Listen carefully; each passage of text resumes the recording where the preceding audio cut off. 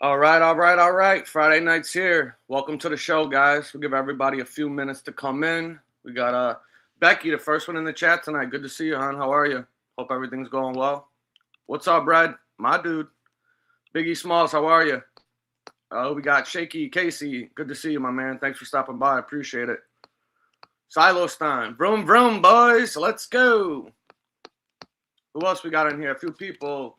Danny Green, my main man. We're going to be starting off the show in a few here. We'll let everybody kind of trickle in. I got Howie's going to be coming on and joining us tonight. Bring him up here. What's up, Common? What's up, Bob? Hello to everyone. Is that the shaky shooter guy? Is that the guy, Casey, who is going through a little something right now? Yeah, that's Casey. Yep. What is it exactly that Casey's going through? I honestly, I don't know. I think he's dealing with some family stuff with his wife, I believe. I don't honestly know. Oh, Casey, okay. Well, in the chat. Whatever it is, we wish you well. Absolutely. And if you do, I heard somebody told me there might be a GoFundMe or some type of fundraiser thing going on with them. I don't know if anybody has that link or knows any of the information to it, but if you do, if somebody with a wrench could please add that into the chat, it would be much appreciated if anybody could help Casey and his family out during this time. He's a good guy, so if somebody could do that, that would be great. Or if somebody wants to send it to me after the show, I can post it and put it up on my community post there or something. If anybody can help them out, that'll be appreciated too. Yeah, we're gonna have a good show for you guys tonight. We're gonna show a show that me, Frankie, and Alite did together a long time ago. It's pretty funny. You guys will enjoy it. Yeah, it was. It was a really good show. It was funny too. Absolutely. And let me I'm pulling that up. All right. Oh, Friday night. I'm pulling that up right now, actually. The way I was looking at it, it wasn't coming up originally, so. What's up, Maverick? What's up, Red? Silo Steen, Kevin Wu, Joe Root, Maverick again. Who else is in here? Everybody's flying by. Let me see. Okay. Danny Green, what's up, buddy? That's Facts Beat. How you doing? I think I said Joe Root, Becky Town. What's up, bros? Giant, how you doing tonight? Hey, Chad D. What's going on, brother? What's up, Chad? And I talked to right here. Red just posted it, guys. If you check this out here, this is Casey's GoFundMe. If anybody would be able to help him and his family out during this time right now, and I'm sure the information is on that page of what's going on exactly, that'll be appreciated. For those people who are here tonight, I appreciate you guys being here as always. If you haven't already, please, it's important if you can subscribe to the channel, turn the notifications on, and hit that like button. Always leave a comment if you can, much appreciated. It helps me in the algorithm. And for anybody that can help, want to support and donate to the channel, I got the Cash App, Venmo, and PayPal at the bottom of the ticker here on the screen. And thanks for being here. We're going to start in a couple of minutes. We got about 40, 50 people that are rolling in. So I got the notification out a little bit late, so it might not have gone out to as many people as usual.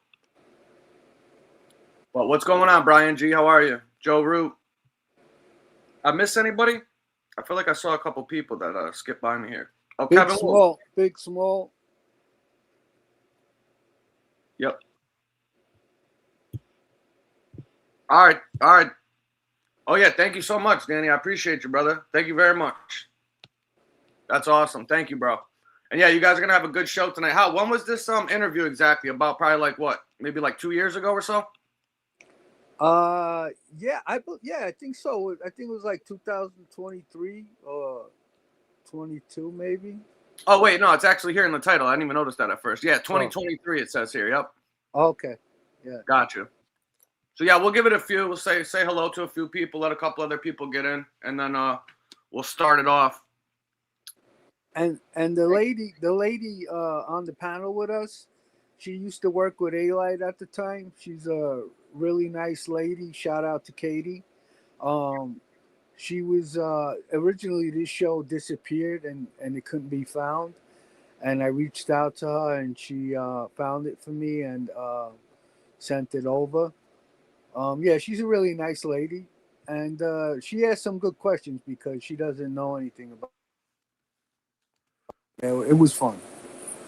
Yeah, she seemed pretty green when it came to it. So some of the questions and stuff she Can't asked, hear you, buddy. it had Can't to hear do, you. huh? You sound like you're far away. Oh yeah, your mic got all real loud real quick. Hold on, let me check my settings. Am I good now? I don't think so. I don't hear you well. Ask the people. All right, hold on 1 second. 1 second.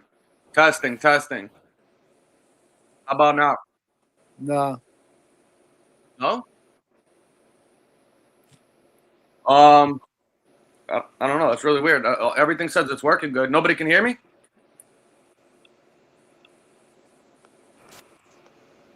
Can you guys hear me? It's working good. Nobody can hear me. All right, all right.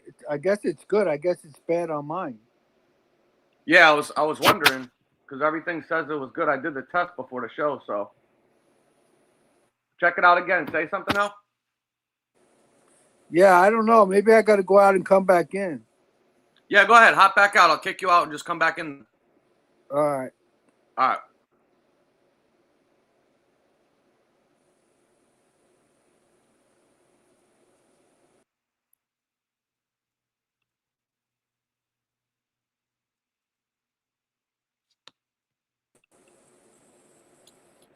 All right. How about now? Oh, we'll give it another minute. He's having something with his audio, so we'll give him a few. Hey, thank you very much, Timothy. Much appreciated, bro. Thank you so much for the support. And thank you, Danny G. Or Danny C. I'm sorry. Thank you, brother. Red says that Howie's mic's been a little bit low for the last show or two, so let me check his settings here before we start kicking this off. All right, he just came in, so It's all good now. you good? Yeah. Let me check your mic settings real quick because I got a text that said your mic's been a little bit low the past show or something like that. So Yeah, check my settings. yeah, let me see here. Yeah, say something. Testing. All right, I'm gonna turn you all the way up in here. Go ahead one more time. Yeah, let me raise the volume on my TV so I can hear. All right, I'm gonna turn you all the way up in here. Yeah, Go ahead one more time. You hear me? Yeah, let me raise the volume on my TV. It's playing back on the show though. Well, it sounded all right on my TV. Yeah, it sounds good now. Yep. Okay, good. All right, cool. What's going on, Maverick? Everybody said you're good. How long we been doing lives? Maybe like 3 weeks, maybe a month, something like that. Okay, they said your audio is good, Hal. I just got a message. Good. Looking good. All right, cool. So we got a good amount of people in here. Thank you to those guys that sent over those donations and the support. I really appreciate that very much. And we're gonna get this queued up right now. So give me a second here. We're gonna add it on. Add this up. And we'll have some laughs because this was funny. And I haven't seen this in a while. It got taken down, so I don't even think many people have saw it. So it's probably like a premiere type of thing pretty much at this point. Yeah, and I don't know if the channel that this was done on is active at the moment, but if it is, subscribe to that channel and also subscribe to any of Johnny Alite's channels. Subscribe to Frankie's channel. Just show everybody some love.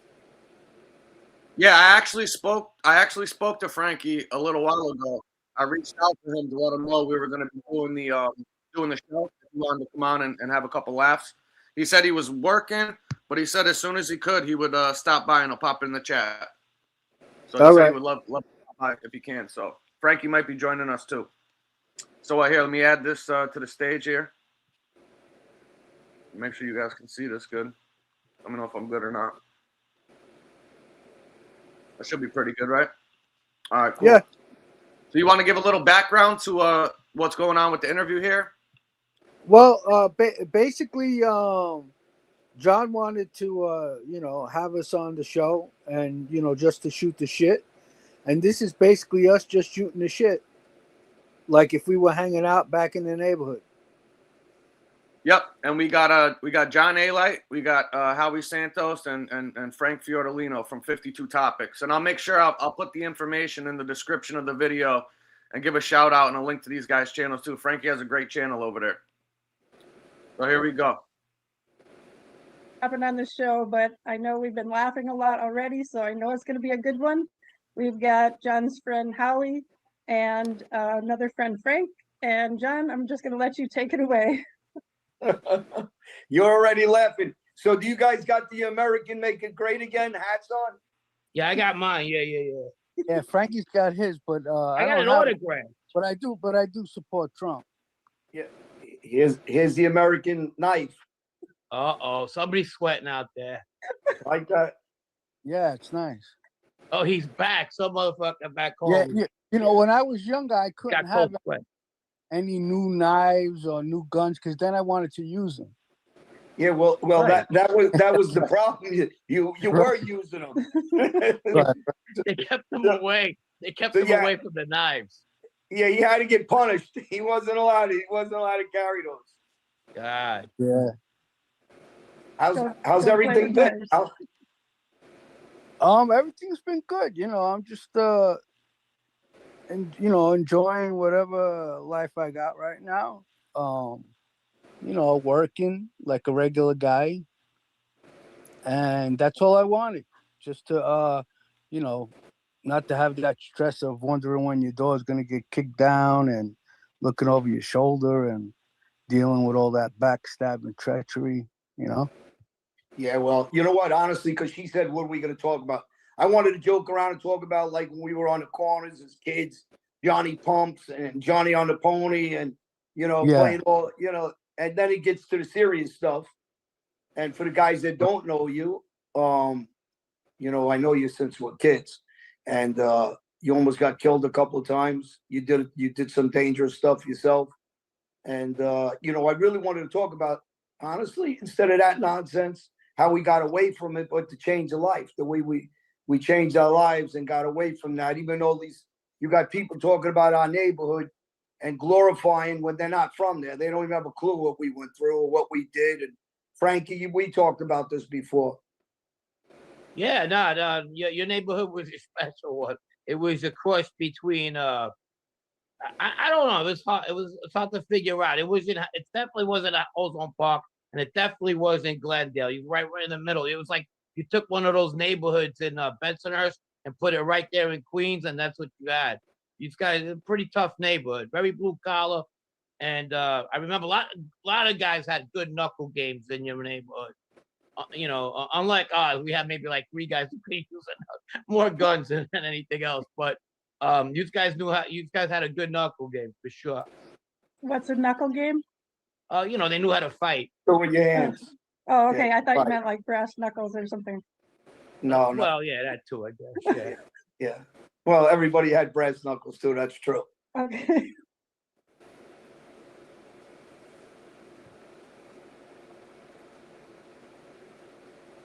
Hey, Hal, you want to give a little background about, you know, how old you were when you met John and Frankie?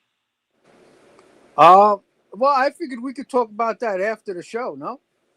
Okay, you want me to just run it through without commenting? Yeah, just run it through, and then we'll answer all the questions afterwards, and then Frankie probably might jump on, and we'll make another show out of it, you know? All right, sounds good, man. Yeah. Even the girls in your neighborhood were tougher. I bought one of them cheap brass knuckles from Chinatown one time, and I hit somebody with it. I used them, and the pinky part broke off, and it almost broke my finger. Yeah, well, forget your finger. When they jumped you, and you got your head cracked. You must have got like 200 stitches in you. I don't know how many stitches you got in your head back then. Yeah, I know it was a lot. I don't even remember myself, but I heard it was like 100 staples and then so many other stitches on the inside and just a lot of different things. Hey, you know what? You ever see? I mean, I know you see.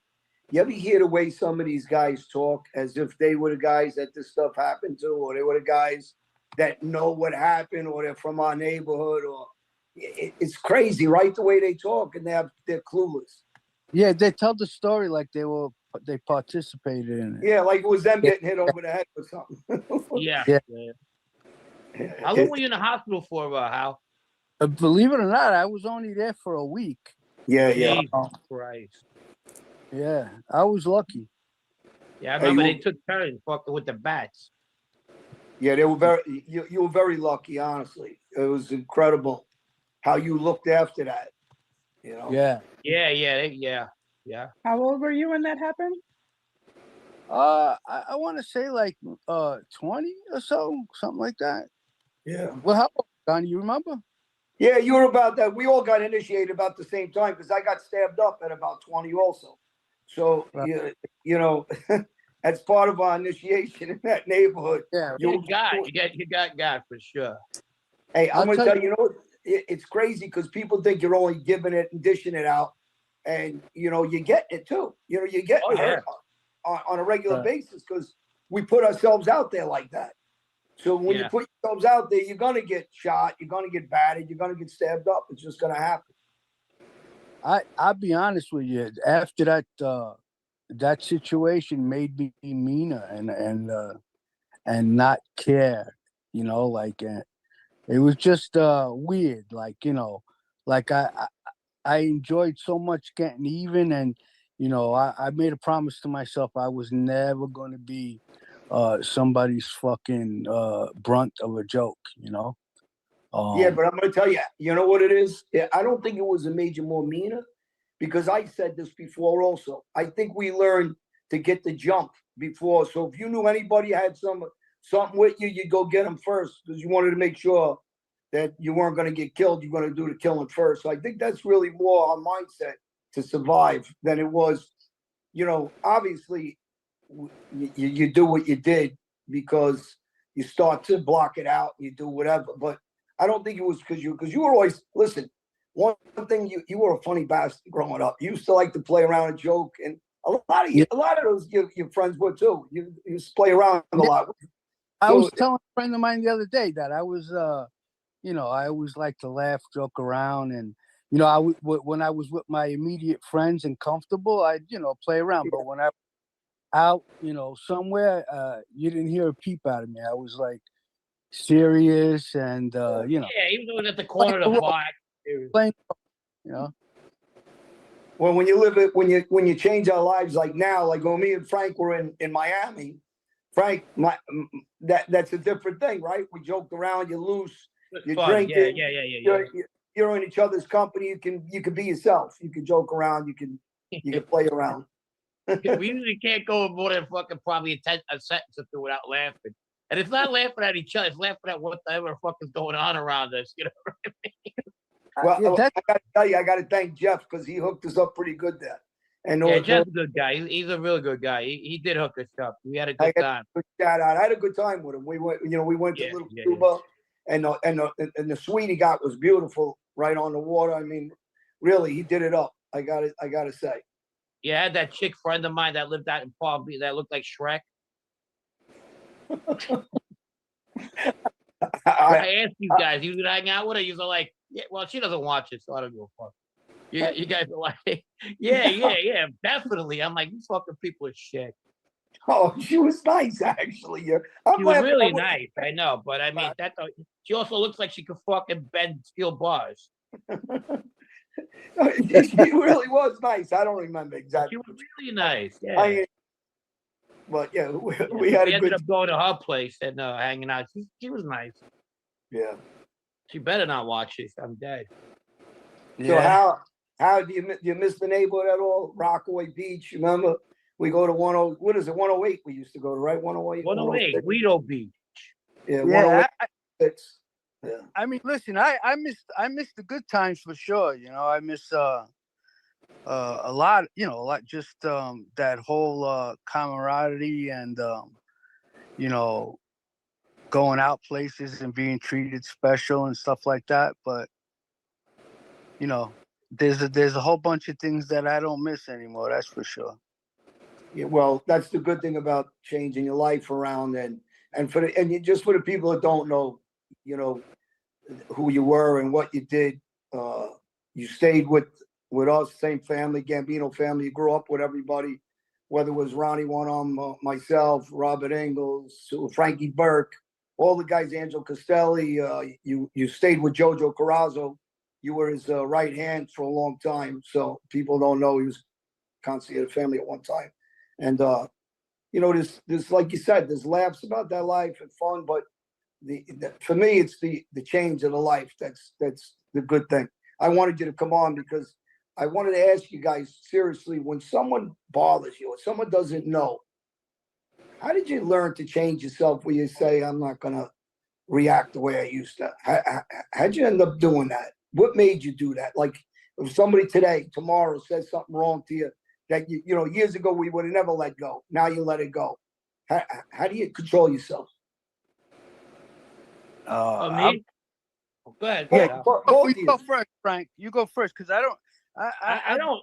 Well, speaking for myself, I do interact with a lot of people, so that happens. It happens. You're gonna hear something sometimes. We were talking about this, me and Howie, like just getting acclimated to new people and stuff, and they're asking you where you're from or where's that accent from, because our accents stick out, and how do you go about it? Some people will have that I could talk to different people, but sometimes it took a while to get used to that. Or even somebody just talking to a girl I'm with in a bar, and without not want to take his eye out or something, But those are things that gradually we learn to be like, it's not all that. It's no big deal, just it is what it is. But Frank, your appearance would fool anybody. No one would realize you speak fluent Italian. No one would realize your family's from the other side. Oh yeah, no, that's true. They would never know. Right. And so, and you're a jokester too. You like to joke. I like to fuck around a lot. Yeah. So, but then we get Howie, who's Mr. Personality. We were talking about that. Nobody would have known that you were a model too when you were younger.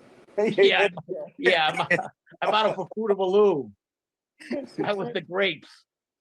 You were modeling what? Yours Light? I was the banana.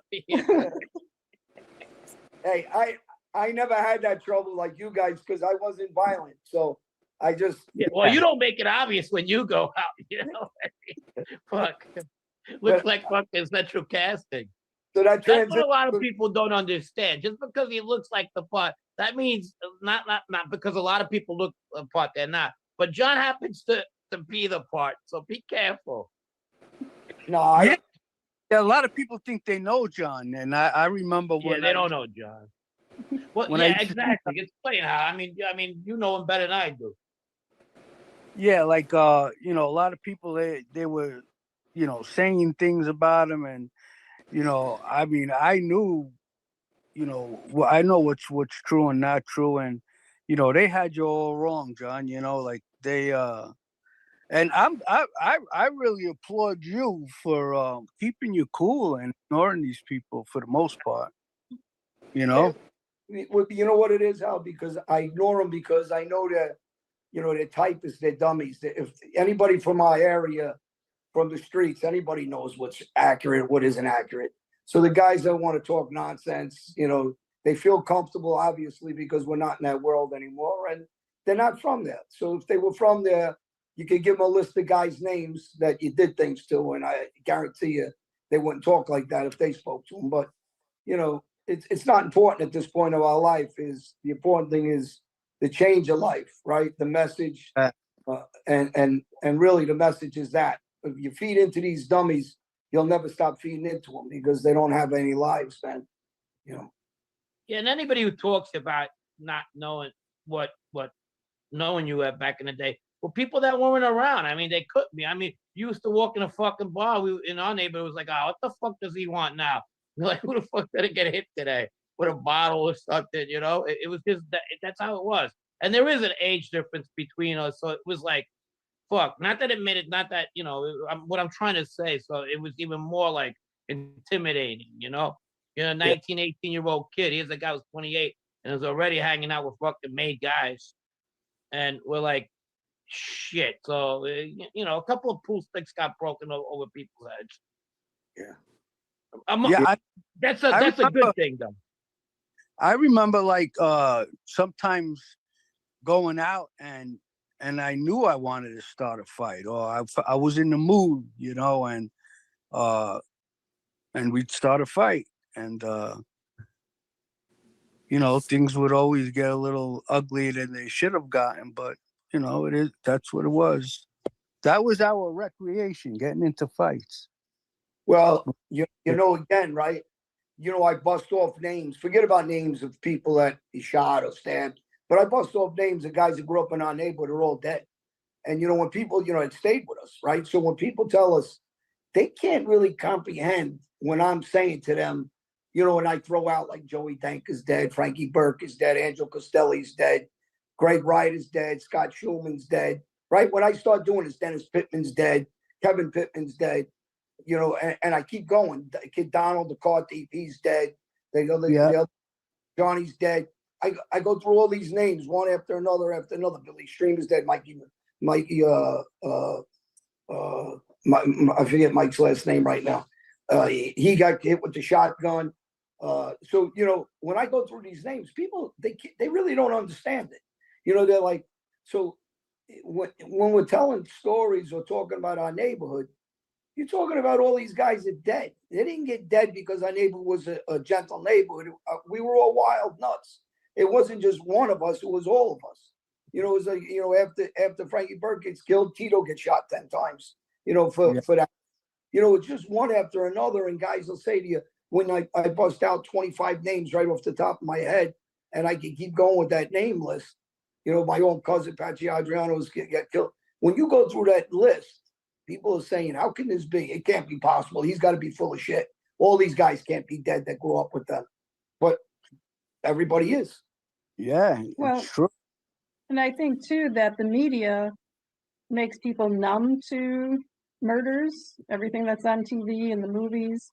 So when you talk about that, it doesn't even mean anything to anybody that this was somebody's son or husband or brother.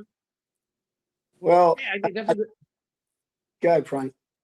That's actually a good analysis. I mean, we grow numb anyway. We didn't care about.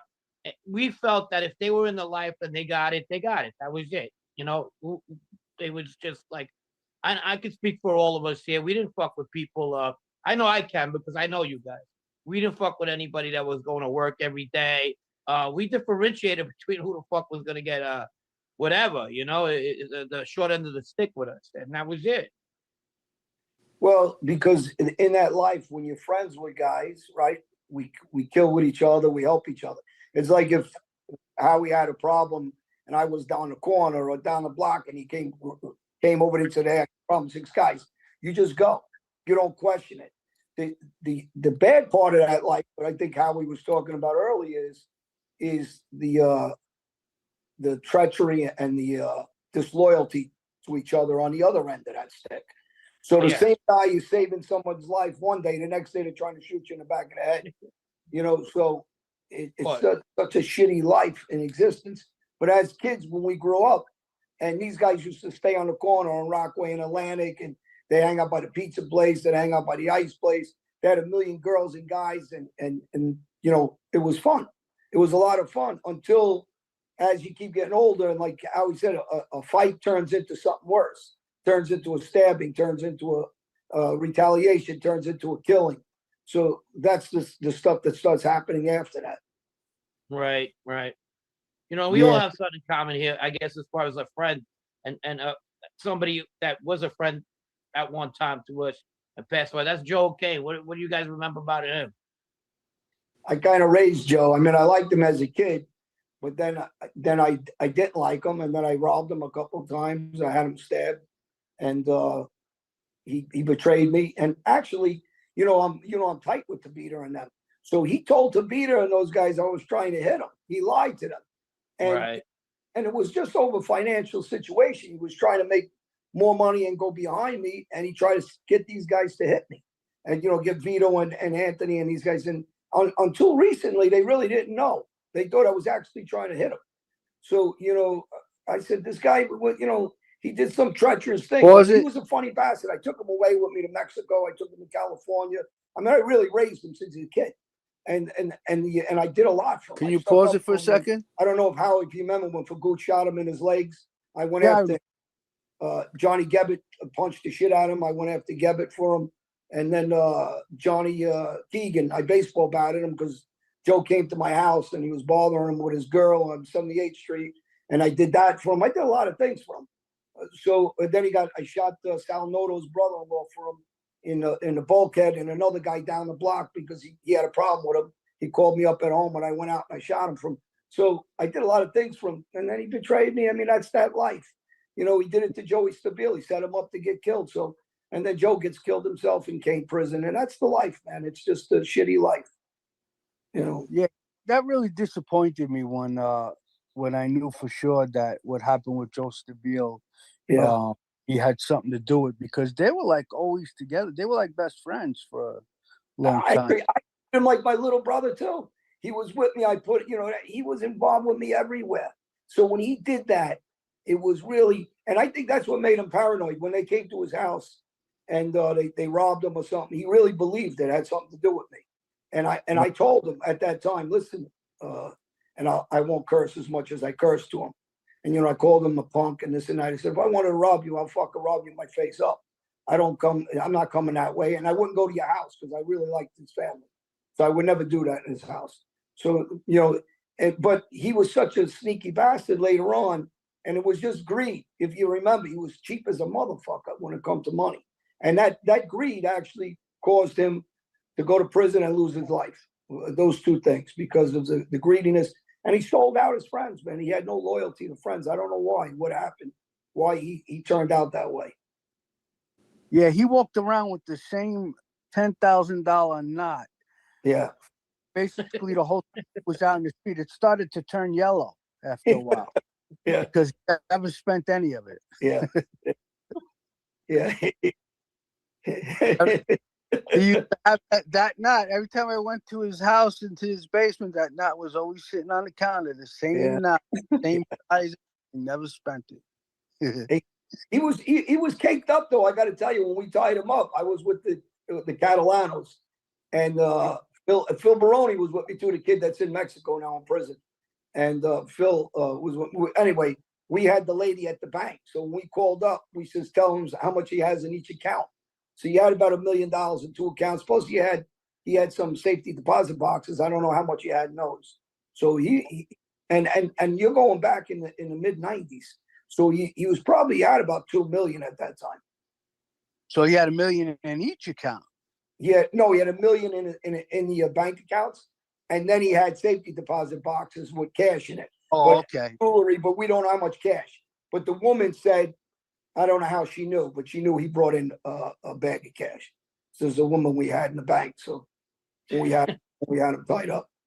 He was definitely an earner. He come out with no money. No money. Come out with shorts, no shirt on, and no money. Yeah.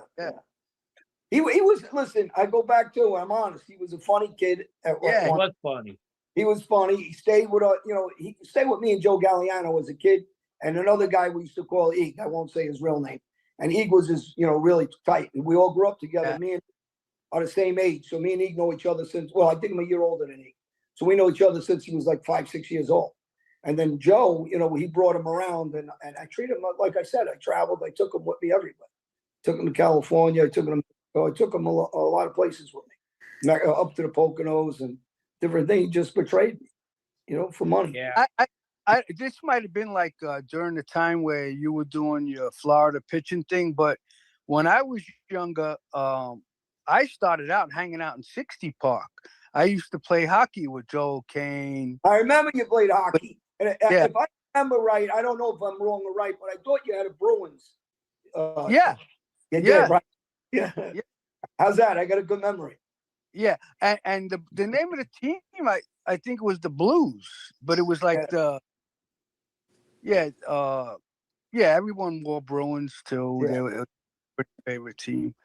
But yeah, it was back in those days. And then once I started going to high school, that's when I started hanging out in Ozone Park because it was actually closer to me to walk to 101st Avenue than it was to 60 Park. Oh, was it close? Well, I lived on 91st Avenue between 84th Street and 80th Street. There was no other streets in between on 91st Avenue. So basically, I walk one block, I'm at Atlantic Avenue. I cross over. I walk like 2 more blocks, I'm by 64 Park. Right. And, 60 Park was a little bit further, Yeah. Not too much, but a little bit more. Well, you were younger when Partners was open, but I know you remember PM Pub. PM Pub, you remember. I don't know if you remember Partners because you were a little younger. Partners was a couple of years ago. Well, during the time when Partners was open, I was still hanging out by Mary's Pizzeria across the street. Yeah. Because I remember you were right up the block from there, actually, when you weren't far from where you lived. So right. I remember when you used to walk around with the baseball hat behind your head. Didn't everybody at that time? Yeah, you're right. So did I. My father used to get mad at me. He'd tell me, take that stupid hat off. You got it on all the time. He wanted to beat me up. I still wear it the same way when I go to the gym or something. Yeah. What was that bar by you guys? Frankie and Johnny's, and then the White Horse or whatever. Yeah, Frankie and Johnny's on 89th Street. That's where Gebbit, where we end up killing him. Well, everybody's always getting stabbed in that place. That one and the White something. Yeah, well, that's where we hit Gebbit inside the bar there. He was really. And Jamaica White Horse spot. What's that? Jamaica Avenue was a tough spot. Yeah. The guys from Howard Beach went looking for you guys in Woodhaven because they wanted to hang around tough guys. Yeah, you know why they went. Exactly, you know why they came up there. How the fuck do they wind up in Woodhaven? That's because they be around you guys. Yeah, that's where that happened after Gotti or before. No. Oh, before they were still hanging out there before. Yeah, I think you guys were hanging out there forever. That's where they went when they were teenagers. What's his name from Howard Beach? Kevin Bonner was up there with me. Stephen Bonner was up dying too. But I only reason why I don't mention his name because I don't know if you want to even mention his name. Yeah, I don't want to mention his name either. I'm sick of mentioning names. They're just part of their history. Listen, you can't hide the truth from everybody in our area. Everybody knows. I says, they try to hide it, but at this point, I don't give a shit either. It's just what it is. But, White Horse, when we had the White Horse bar, that was Frankie Scarpanito's. And Ciro Perone and my cousin and all those. And Johnny used to stay there. And, so that age group was right before me. And they all got killed. And Angelo Castelli got killed in front of there. And, that was one of my first drug partners, Frankie Scarpanito. He's dead now. He just died. Not just, 6 years ago, heart problems. And so that was our spot. But there was a lot of killings in there. In front that was a tough area. Yeah. It was a real tough area. I remember I used to go crabbing with Angelo Castelli when he used to drive around in his Buick with the boat on the roof. Yeah. But Johnny Santora, I was trying to think. Johnny's a tough guy. He stayed with my cousin. And, Johnny's dead now, too. They were, everybody passed. But Johnny's lucky he didn't get killed. I mean, he was a wild man. Him and my cousin, Patsy got killed. But Johnny died naturally later on in life. But they had a tough group. Is the John Santori talking about the one John Panisi talks about all the time? Yeah, Johnny Santora later on moved to Jersey. I used to go back and forth with him. People don't know that. I mean, I used to drive back and forth. They didn't know how close I was to him because he grew up with my cousin. It was one of his partners growing up. So, and then when my cousin got killed, me and Johnny stayed tight. But he stayed with Paulie Gazzara. Those guys were all in and out of prisons. Paulie Gazzara, Augie. I'm trying to think. There was a couple other guys. I can't remember some of their names. Not Little Augie. Yeah, Little Augie. Little Augie stayed. Whatever happened to him? I remember him. And Ciro's other son, Jimmy, he stayed with them back then. And there's one other guy. I don't know why I can't remember his name, but he stayed around Bobby, and then Bobby stayed with them. All those guys, so, so we all stayed in a White House in those days. Yeah. Wow. Plus our crew of guys, but half of them are dead. Everybody would stay with me, and not half, 9/10 of them. Everybody died, got killed.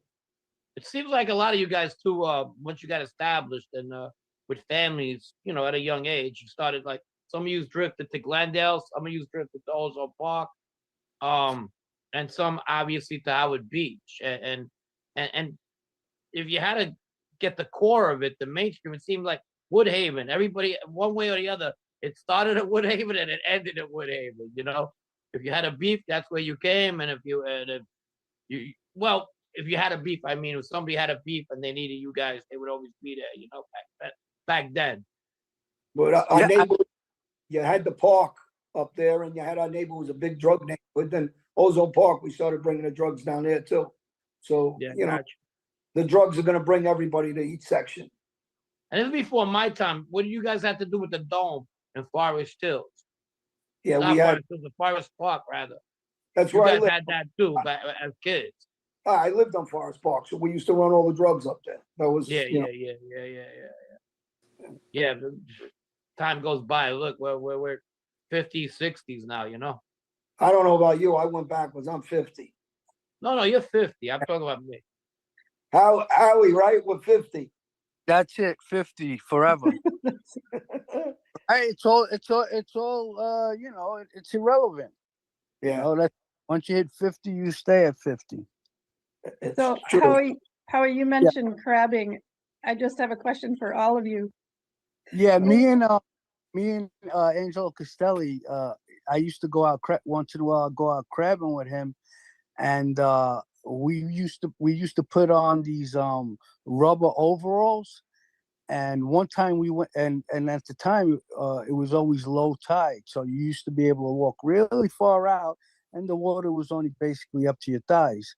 Well, one time the tide started coming back in, and he didn't realize it, and now we're out, and as we're walking back in, the water's getting higher and higher and higher. So I was younger than he was. As soon as I started seeing him panic, I started panicking. But we just made it. The water just reached the top before it started entering in the rubber suit, and we made it back. Howie, one more question. Howie, and it doesn't got to go by names or anything. I don't care about that. But all the kids that we grew up with, a lot of them, do you stay in touch or talk to anybody at all from the past? No, I'll be honest with you. I left, and I was bouncing around a lot in the program, so I couldn't be in touch with anybody. Right. But I basically got free from the program like around 2016. Oh yeah. Yeah, 15, 16. I went to like 3 different spots. Got one time I told the agent where I was, and then I had to get relocated again. Right. But you know what? The craziest thing is that I didn't have anybody's phone number. I mean, everybody's phone number was in the cell phone. I didn't know anybody's number by heart. Right. I'm sure there's a ton of guys that I can probably call and speak to that ain't gonna call me a rat or anything like that. Yeah. But I just made a decision to move on and not look back. So well, listen, you got a new life, and really that's the thing. I got to tell you, when people talk about that nonsense, because they're not about it. When they're talking about, I love when these guys on the generation of gangsters. There's so many guys out there, that they have issues with their families, that is issues with. And I've said it on other shows. Well, how come you ain't going after anybody in your families? Why don't you take care of business since you want to be a gangster? I said, so when they're talking like that, they never did anything. They didn't grow up in our era. So, everybody in our era was busy. You didn't know who the hell was killing who, when, what was doing the shooting, who was doing anything. And I've said it over and over again. Now, for the last 2 decades, these guys ain't doing much. Nobody's doing anything. So they have nowhere to talk when they talk. This is the part that really irritates me about them, because they're clueless of all the shooting that went on. in the past. Yeah, I mean, listen, you know, I believe anybody that got straightened out after fucking 2003, they just, you know, it just, it's not the same, you know, Yeah. like, you know, a lot of people, if it wasn't for all the people dying and getting, you know, life in prison or whatever, none of those spots would be opening up, you know.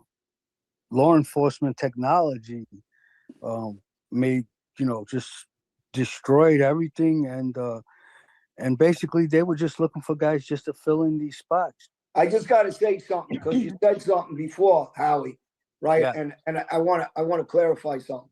So when you're saying you don't know something about somebody calling you a rat or whatever, you know, that's relative to what they're talking about. I love how people throw that word around, but they don't really understand the life. First off, second, they don't understand who's the one that's not loyal, and lastly, when you have every boss in every major family or what wires and different things, and no one does anything about it, nobody has the luxury to call you anything.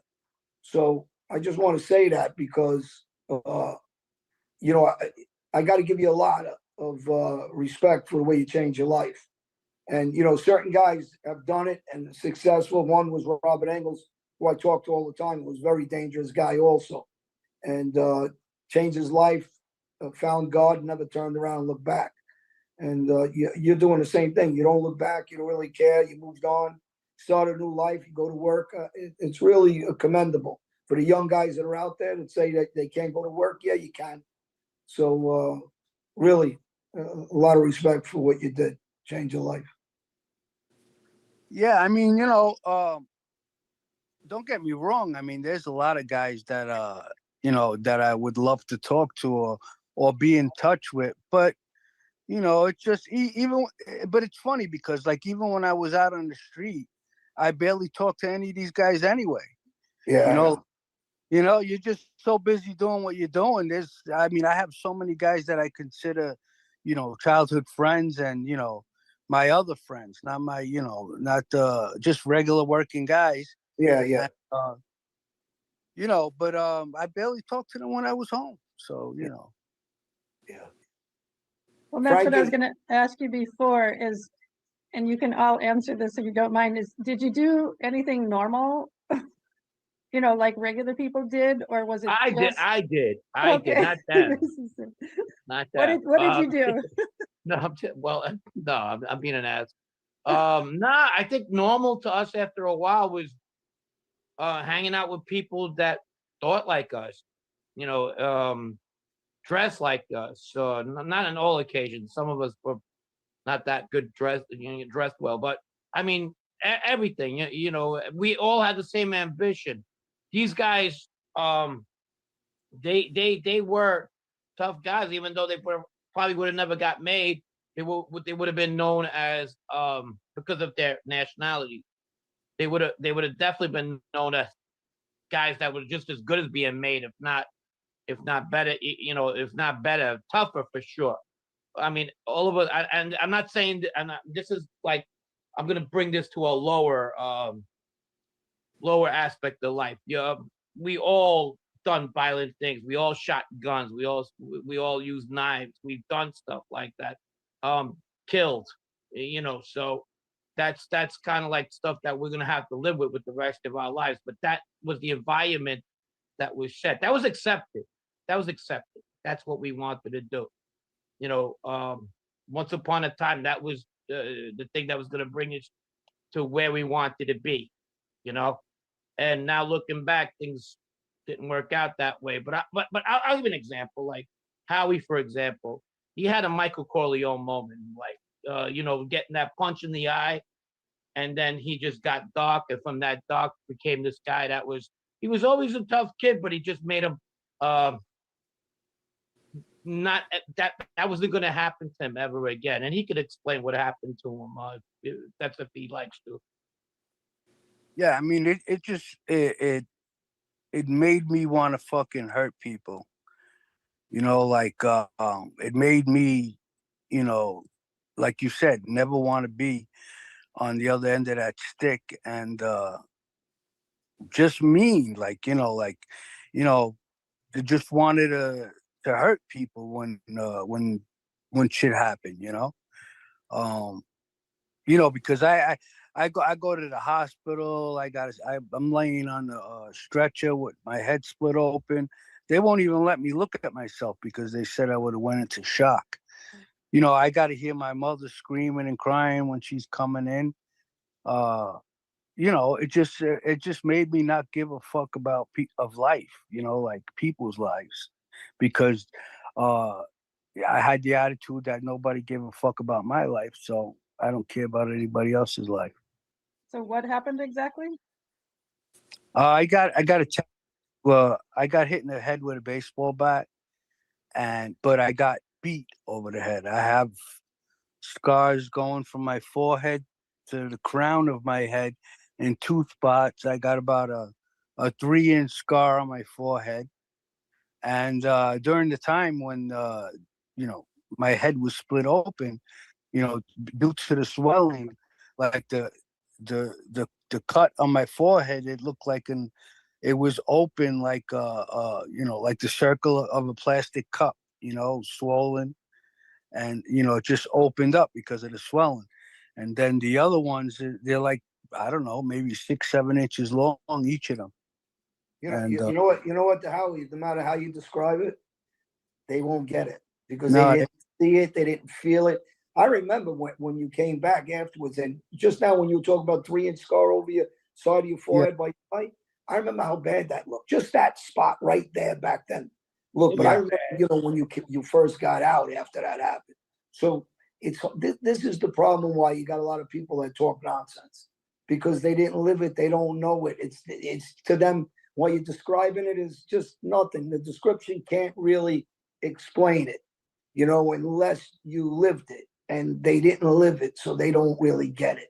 And that's the biggest problem when we do any of these talks, is because you just got these people that talk stupid, because not everybody's, a handful. I should say most people are nice, but you got a handful that talk just out of school because they can. Because this ain't the old days where we close the computer and then the 3 was get in the car and go get them. Because in the old days, no one opened their mouth like this. There was consequences. So, now they get away with doing that because they know we ain't going to hunt them. And, that's how we got. Thank God that I don't live anywhere near these people, because if I live too close to them, I might be contemplating. I'll be back in the camp for sure. Hey, look what they do to me, you guys. Hey, I laugh the way they talk. You know what though, John? You look like it. Well, I can't say that because you had bad fortune this year, and I don't want to, and I'm sorry about that. But absolutely, and sometimes not everybody in my situation is having the best time in their life. So you want to poke the bear. It might be, what? Sometimes you might think, what?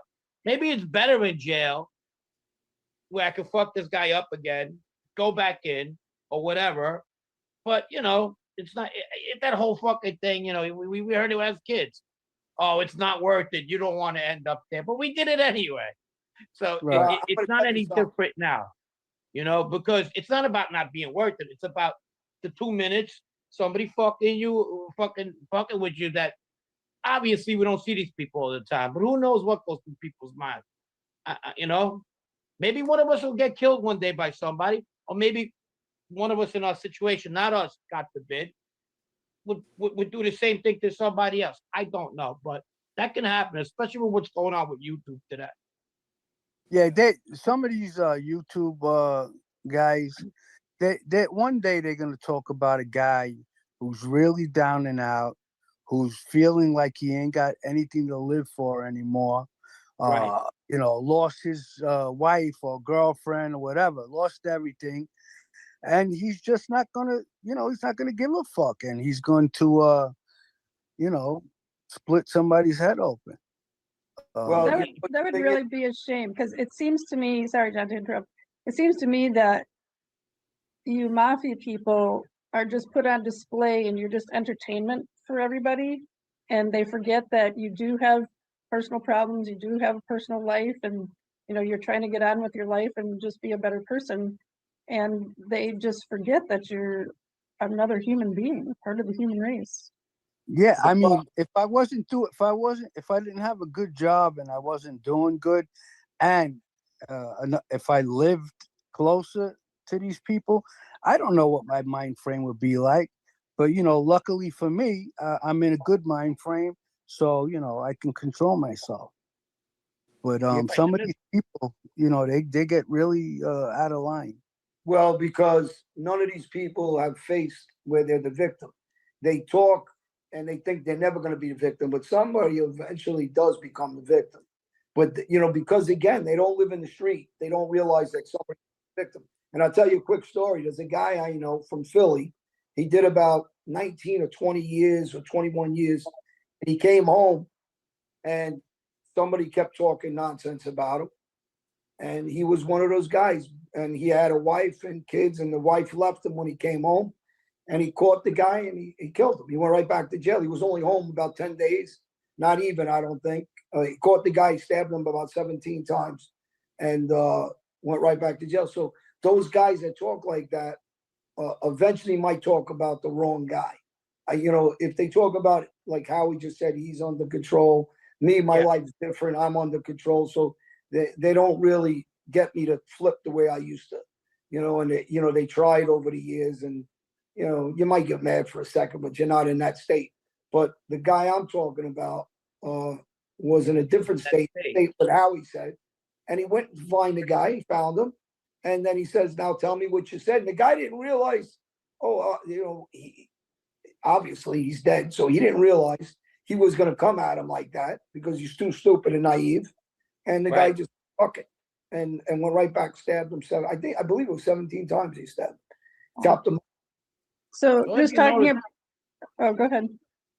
No, I'm saying if you notice, if anybody's gonna come after you, it's not these guys on YouTube or talking like that. I mean, if anything's gonna happen, these are the last people I think would come after, let's say in my case, me. It'd probably be people that, for my best, I'm not even saying that's gonna happen, but it's definitely not the people on YouTube talking shit. Well, they might shoot you with a laser beam from the computer. That's about it. And with their fucking blistered fingers from doing all that computer tough guy shit. What they don't understand is if it wasn't for us, they wouldn't have any stories. Yeah, I know. Yeah. Nobody still active in the street is going to do an interview with them, you know. Yeah. You tell me Monday ain't real? But they really can't. Howie, that's what I'm listening. And that's not a knock to the guys on the street. Some of them are nice guys, actually. Some of them are tough guys. But there is nothing going on in the street, not in the Marlboro. You know, this ain't the 80s and 90s or even the early 2000s anymore. It's a different era. This stuff doesn't go on. You know, and now you're, like I said, you can keep naming bodies that were dropping all over the place. So, you know, it's just a different era. And believe me, that's why these guys get on computers. They know it's a different. So, John, you were talking about being a victim, and I just would like to do a little round robin. You can just answer yes or no to my questions, because you always talk about the back of a baseball card, but I'm going to flip it around a little bit. So, John, have you ever been baseball batted? Yes. Frank? Piped. I got hit with a pipe right in the arm. Okay, Howie? Baseball bat? Yeah. Okay. John, did you ever have teeth knocked out? I had 9 teeth knocked out, yes. Frank? No. I got 1 tooth knocked out. 1, okay. John, were you ever stabbed? I was stabbed twice, and I got my jaw broken also, and my collarbone. Yeah, I got hit with a lock. I got hit with a lock in the sock by the least expected person, but that I still laugh at it up to today.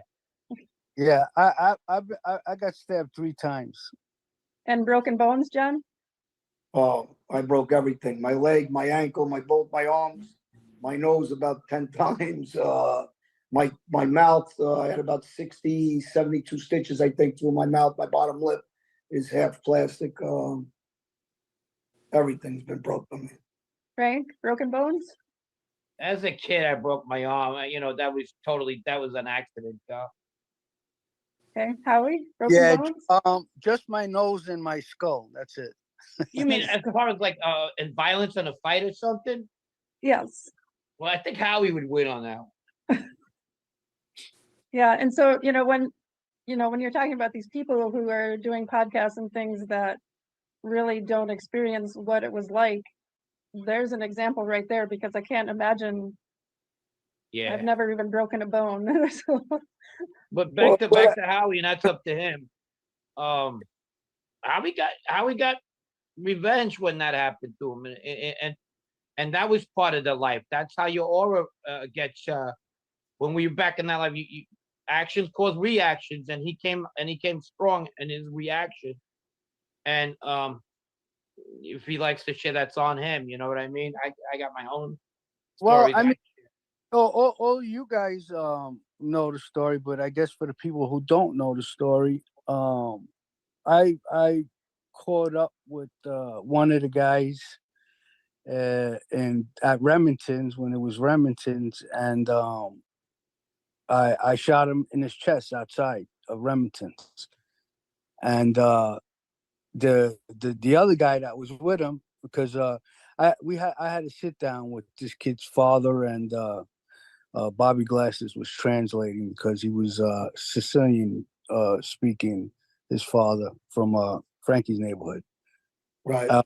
Yeah, then the second guy, I got him, and I don't know, maybe I stabbed him like 6-7 times. Like a jailhouse. When you shank somebody, you just keep Yeah. putting it in there. And yeah, I know. According to witnesses, they say his intestine was hanging out, but I didn't see that for myself. That's how I got my tooth knocked out, because I made the mistake of I stabbed him originally down the block, but then he ran. I'm not laughing at that. The tooth knocked out. I know the story as well. Yeah, The the guy ran back to the front of the place, and I was chasing after him, and I stabbed him 2 more times while he was on the floor in front of the place.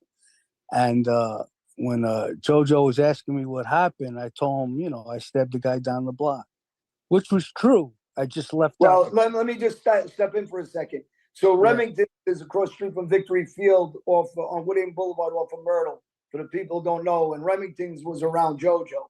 So now go ahead, so people know why. Well, actually, what happened was Remington's was with Ronnie, but then JoJo, they remodeled it and turned it into Choices, and then that was his, right? Completely. And at the time, I was driving him around. I was with him every day. He used to always tell me, "Howie, please don't start any trouble in this place. I got a lot of money in here." So we all JoJo had a lot of money everywhere. JoJo. Yeah. So then, he was okay with the stabbing down the block, but then those 2 scumbag bouncers with Steve and his brother. What's his brother's name? Yeah. Kevin? Huh? Yeah. Yeah, Kevin. They fucking ratted me out, them cocksuckers. Excuse my language. And told them that I stabbed him a couple of times in front of the place. And he gave me an opportunity to come clean again. He asked me again, "You sure you didn't stab him in front of the place?" Yeah, I didn't. I did it down the block. I swear to God. Bang! Right in my mouth. Knocked my foot. Broke my tooth in my gum. Jeff. It was Steve and Jeff. But Jeff's yeah, still Steve and Jeff, right. Steve and Jeff, right. I know Steve still hangs out with Junior, but whatever happened to Jeff? No, which one? Yeah, Jeff. No, I think is it Jeff that stays with him? I think lives in his outhouse. No, it's Steve. It's Steve. Yeah. Yeah. Okay. Yeah. The other one ran away years ago, and living in Lindenwood, and then I don't know where he went. And they had a third partner that was this guy Jimmy. Jimmy disappeared years before that. Was a nice guy actually. Jimmy was an accountant, and he had half his ear bitten off in one of the club fights. Right. So half an ear. That was enough. That was enough for him, right? Yeah. You don't hear nothing. He only hear half the shit now. Yeah. Shit. That should have been the case back then. Yeah. You would have So still had a tooth. I have You would have another still had a question. tooth. I have another question for everybody.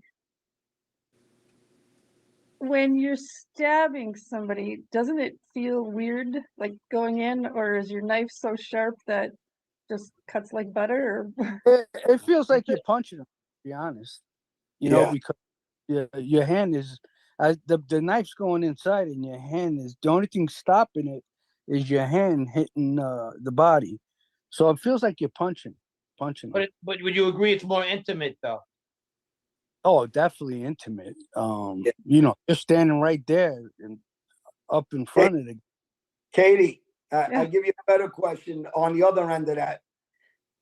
When I got stabbed in the head, I got stabbed in the head in the stomach, but when I got stabbed in the head, What the fuck? they stabbed me with an ice pick, right?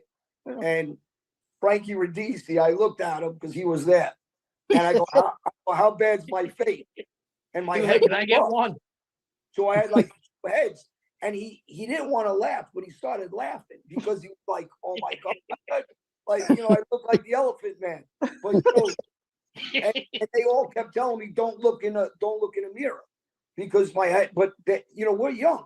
So I don't realize, you know, that you can die from the blood in your head, you know, because your head is expanding. Wells up, yeah. Yeah, so it blew up like crazy. I thought you were gonna say the ice pick was sticking out of your head. Oh, I can't wait to people I are fucking bash us. I pictured you looking at Frankie with an ice pick sticking out there. Yeah. Frankie's like, can I get one? Junior will love me better. Hey, Junior will think I'm a tough guy if I get one too. it'd be a Hey. great Halloween costume for somebody. You want to see, here's the sickness. This is where our sense of humor is. You know, because we all got this crazy dry sense of I humor. don't think it's funny. And that's always, I mean, this is part of the stuff that I miss, you know, like having these like conversations, because that's all we did. We'd sit around, tell war stories, and talk about fun things that happened to guys, that happened to us. It How was about, I'll tell you another, I mean, it's just not funny either, but it's funny for us. I'm home and Charles calls me up and Joe Panzarella got shot 5 times with a 25 or a 22. So but it didn't really, the kid, what's his name, that used to stay with Ronnie, Cliffy. okay. Him was shooting him back then. Anyway, they called me up. This is like 1994. And they're pouring whiskey on him. I go, what the fuck are you doing? And they're trying to take the bullets out of him. And I go, the fucking bullets in the leg. They're gonna get poisoned. Forget about that. He's got to go to the hospital. Gangrene. Yeah. Oh my God, they're so They dumb. thought they were in the Wild West. They must have seen a movie. If I you wasn't. Listen, if I you wasn't. didn't shoot anybody back, you don't need to fucking take it out yourself. Well, I shot somebody. He was so coked up, he drove himself to the hospital. How did that make me look?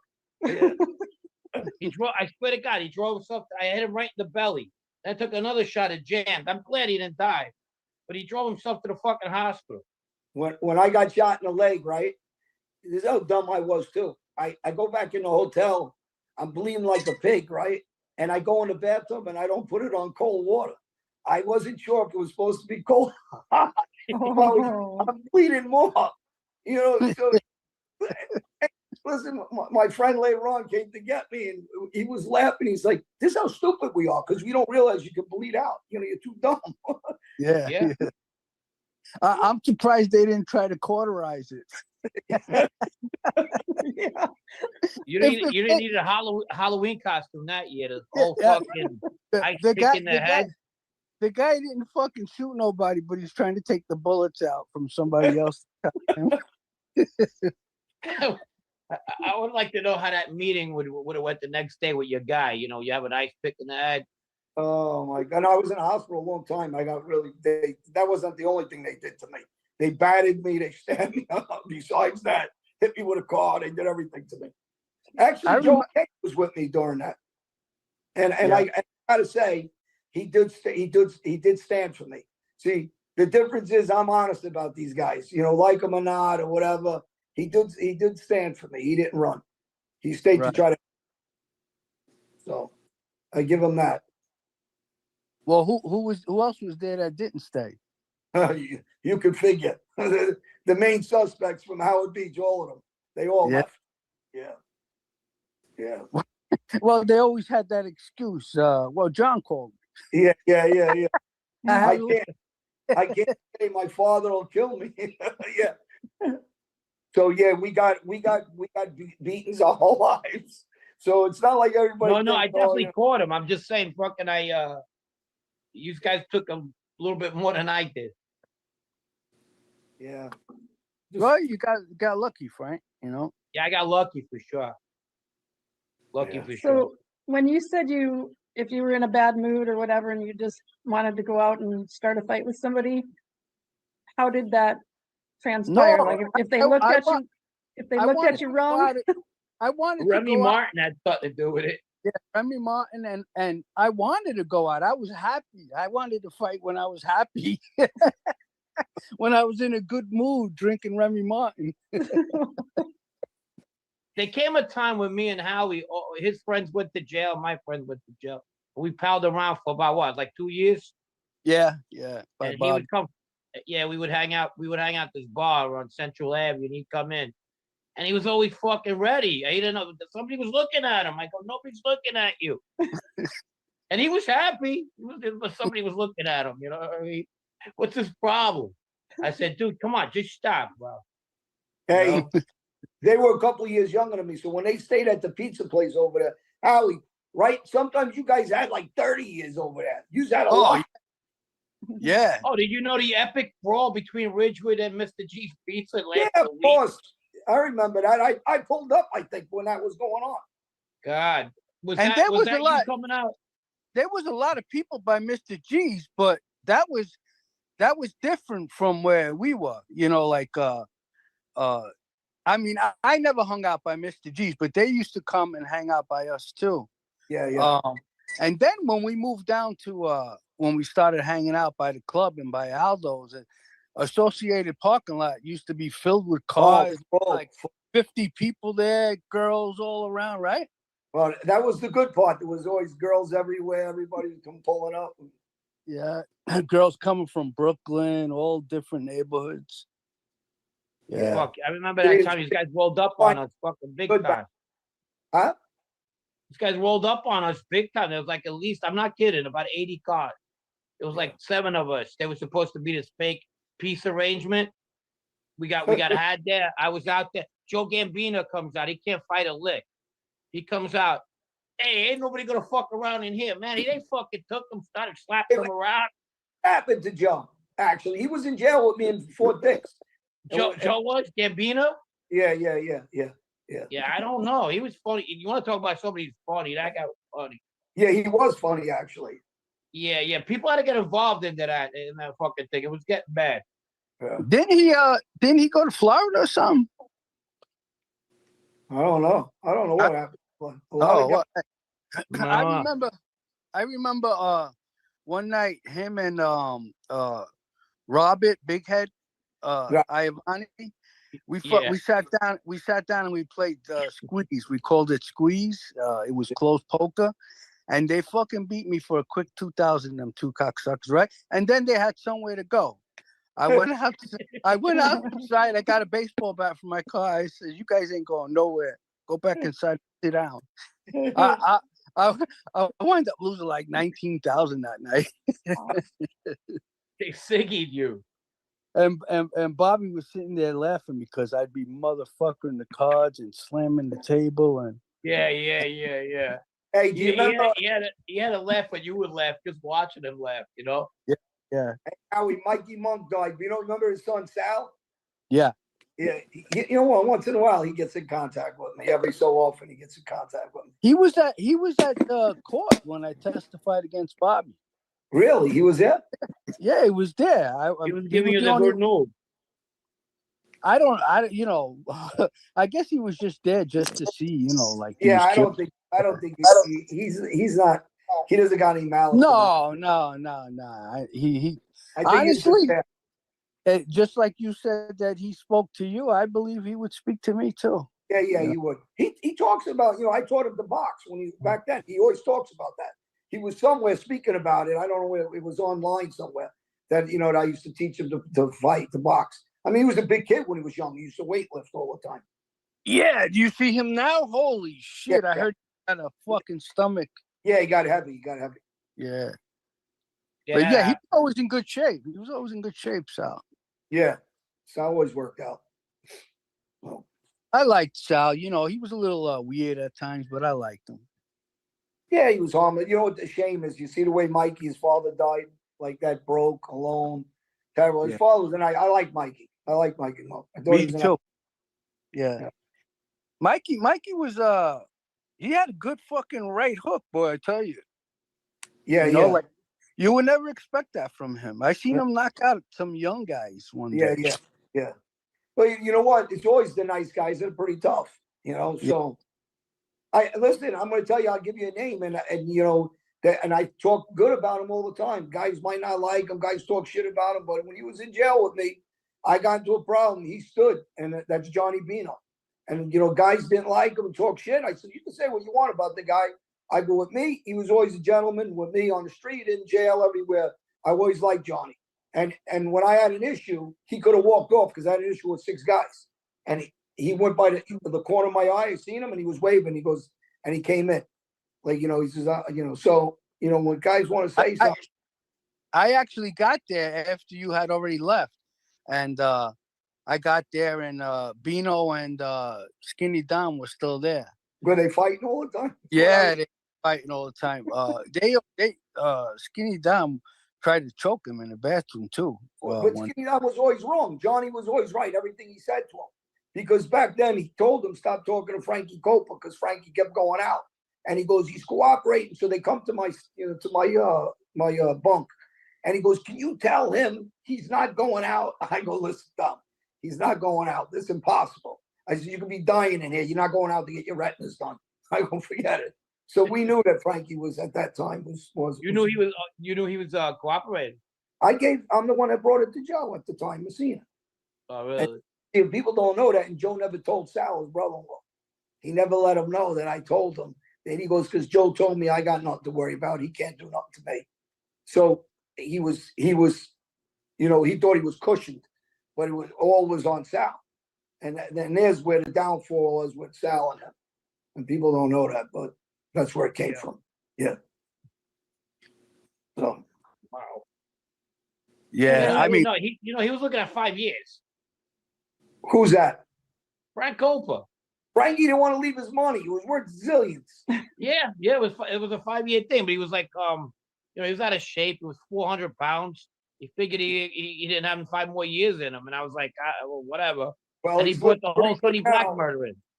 He's still in Florida under the sun, living pretty good with his money. So Yeah.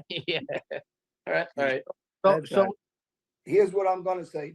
Since we talk so much about baseball bats, anybody look for my baseball bats on my website. And when you gonna start selling ice picks? Yeah, that's, the one like a nail that comes out the one one end. with one in my head with the ice pick. That's fun. It's hilarious. Anybody wants to find me on John Alite on my Instagram, on my website, johnalite.com. Click the subscribe button, click the buttons, comments, ask any questions, and we're going to ask Howie some questions you want to ask him. And Frank, you're always around, so you're a little easy. Yeah. They asked me. They got me right. We just touched the tip of the iceberg with the stories. I know, We didn't really go that far. We didn't get to none of the clubs or anything yet either. No. Oh, we're still gonna do this?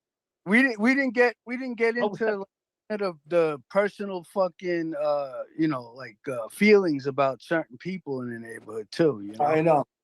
Yeah. But look, that's good for another time. Yeah, we got to do another one. We'll do a couple. We'll get into that because that'll be a 2-hour one. We can get into personalities. For sure. Yeah. Just the arena alone in my neighborhood. You guys had fun. Fuck. Yeah. I remember one of the best fights I ever saw was Vinny Saporito and Greg Ryder. You were there, well, right? Yeah, I was. Hey, Vinny could fight, and I was just talking about that burrito. Vinny knew how to use his hands. He might not look, and Greg was good friends with me, but Greg could use his hands too. Greg was strong, so Yeah. that was a good fight, actually. Yeah, they was just holding on to each other with one hand and just cracking, bang, bang. Greg started to get a little bit of the better, but Vinny was right there. And Vinny wasn't in shape. Greg was in like tip-top shape. Yeah, Greg was in some shape. Greg was a great football player. And he's another guy for the people that talk shit. The poor kid lost his life at a young age, and who knows what they did with that body was never found. So, from what we found out at the time, they said they chopped him up, and they found a van that they took him in, and his father's still in jail doing life. So that's what that world brings: pain and suffering. It's terrible. Yeah. Hey, Howie, how about that one kid? Which one? The one, he was a good fighter. The one you shot, that fucking ripped telephone books. Oh, Chris Valacara? Yeah, that motherfucker. Did I know him? Did I know him? Howie? I don't know if Chris I know phone book? Chris phone books? He used Chris to rip the Valacara? fucking phone books. He Yeah. used to go out with Anthony Ruggiano's sister. Oh, I knew that name. He was went a out nut. with- The kid went had out like the with vein Fran. coming out of his head. Yeah. Yeah, we went out with Fran. Yeah. I seen that kid fight like 3 fucking different people. He had that retard spread. Yeah. Yeah. So, Well, so do you. I had the neutralizer. You go, so do you. Yeah, something. I lost my strength. No, I have- you lying bastard. I have No, no for idea real. what you guys are even talking about anymore. No, we're talking about this guy. This guy, he used to rip the telephone books with his hand. Yeah. We're That's gonna pretty get impressive. this. We're ready to go. Hey guys, All right. thanks for coming on. Howie's Hey, always good. thank you for having me. Fun. I had fun. Yeah. Hey, I did. I really had fun. It was good. It's gonna be a we'll good do it one. again in a couple weeks. Yeah, all right. How many? Couple weeks? Yeah, a couple weeks. Yeah. Okay, Yeah. sounds good. All right. Have a Good good night, laugh. everybody.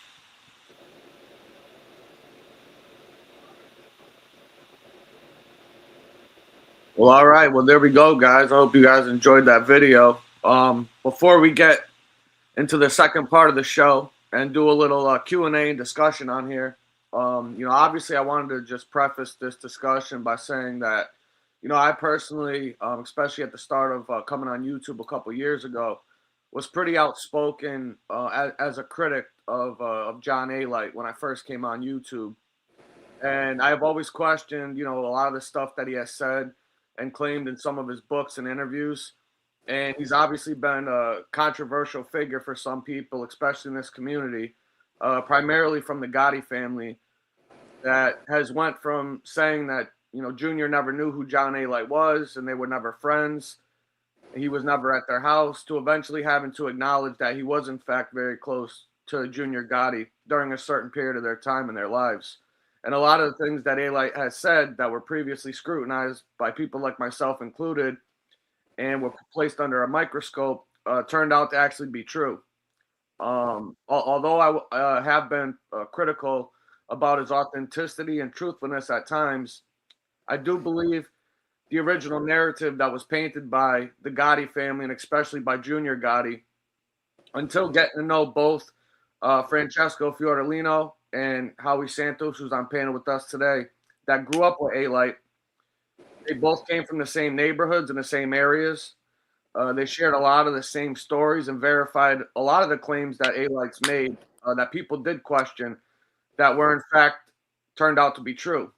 Albeit some stories may be embellished and up for personal opinion or debate, a lot of what Alite has said turned out to be true. And for those others, on their opinion, we'll have to agree to disagree. With that being said, both Frankie and Howie, who knew Alite from the street, shared stories in this video with John, as you could all hear in this meeting. And not only did they share mutual friends, they also shared some common enemies in the street as well. And I thought it was a real good sit down and discussion from three men that have changed their lives and moved on from their past. Each of them has carved out a new path in their lives and moved away from the streets by walking away from their former life of crime. And they now share their stories and memories about the past with those of us who enjoy hearing and learning more about what it was really like inside that world. If anybody has any questions for Howie, please feel free to post them and comment. I appreciate everybody being here. I found that the most interesting aspect of this video for myself is that it wasn't just a typical sit-down interview that you'll see a lot of channels on here and content creators. They just ask a question, you get an answer. I thought it was a great discussion between three men who all grew up in New York City, primarily in Queens, who came from different neighborhoods, but they were all entrenched in organized crime. Although the three of these guys came from different ethnicities and different backgrounds, they all wound up involved in the same Italian, Sicilian-based organized crime families. Howie and John were both associated with the Gambino family, and Frankie was with the Bonanno family, who also had several members of his family who were made men in both the Bonanno and the Colombo crime families. So, Howie, Yeah. what are your thoughts and opinions on everything? Well, first, before I go any further, I have to say hello to Itty Bitty Nita because I don't want her to get mad at me. Yeah. But how's it going, but Eddie? yeah, but yeah, you know, a lot of people that we talk about, you know, people might not know exactly who we were talking. When we mentioned Ciro, we're talking about Ciro Perone, was a high-powered captain in the Genovese crime family. We refer, everyone knows who Ronnie One-On was, Jojo Carrazzo. Who else? Bobby, when we refer to Bobby, it's Bobby Vinace, Bobby Glasses, who was part of the ruling panel at one time for the Gambino family. Frankie Radici, he's a captain in the Gambino family now also. Who else? Did I miss anything? We talked a little bit about Frankie Copa there at the end. Frankie Copa, right? He cooperated against Joe Messina in the Bonanno case. Yeah. Something interesting too for people that don't know. Up until Frankie Copa got indicted, he was actually the first made member in the entire history of the Bonanno family that ever cooperated with the government. Up until that time in the, I believe it was the late 90s, early 2000s, they had never had a made member in that entire family ever cooperate with the government.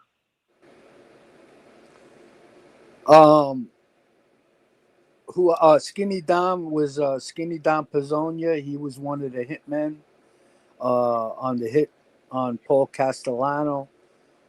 Johnny Bino is John Sitaro. He was a made member of the Gambino family and really close with Jojo Carrazzo.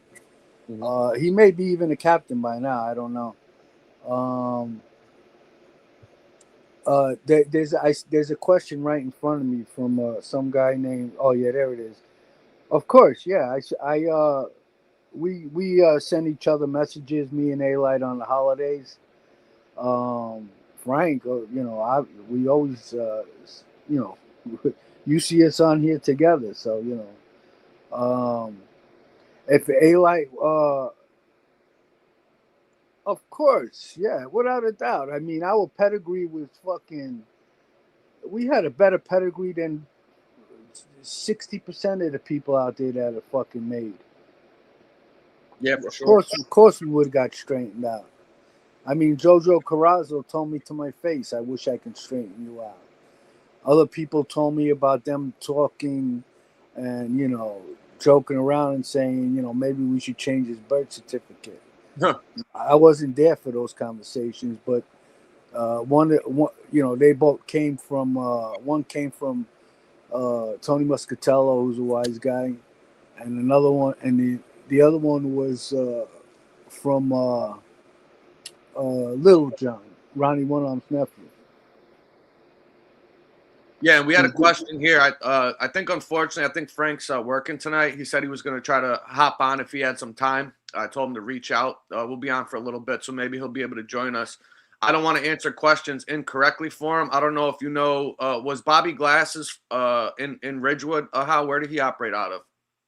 Bobby Glasses is originally with Jojo, but he comes from like the Ridgewood Bushwick area.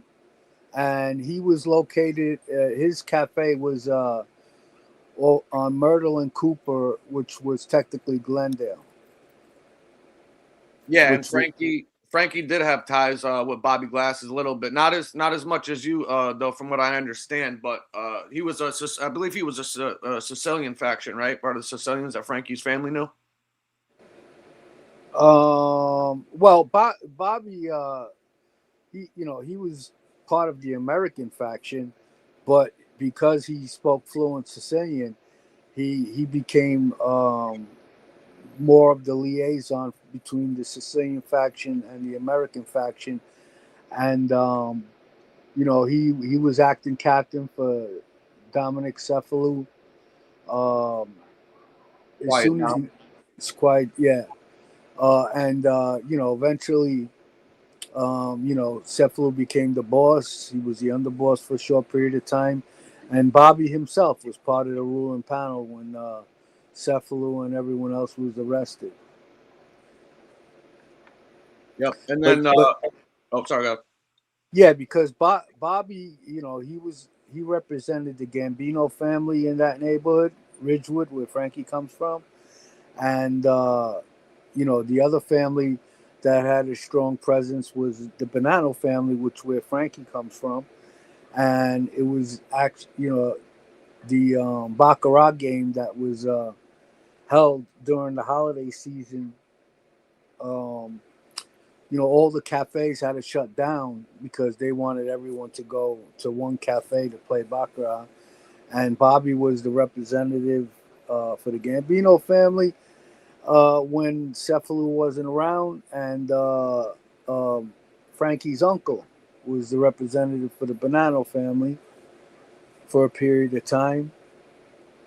So they were they were pretty much and Joe Messina and Sal, his brother-in-law, they were really close with John Gotti Sr.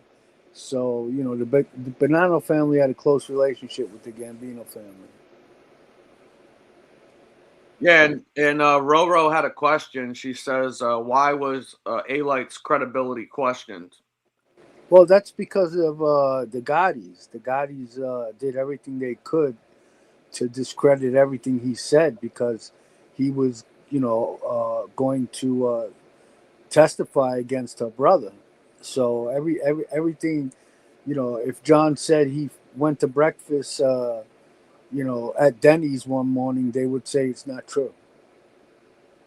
Yeah, right. A lot of the narrative and issues that Alite faced were primarily coming out of the Gotti camp, primarily Junior, at that time, because as Howie just stated, he was going to be the star witness in the what was it, the third or fourth trial that he had there in 2008, 2000.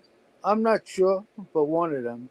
Yeah, the last trial that he was Alite was, I guess, primarily the catalyst for why he got indicted in that case there. So obviously they were trying to spin the story and the narrative the best they could in the media.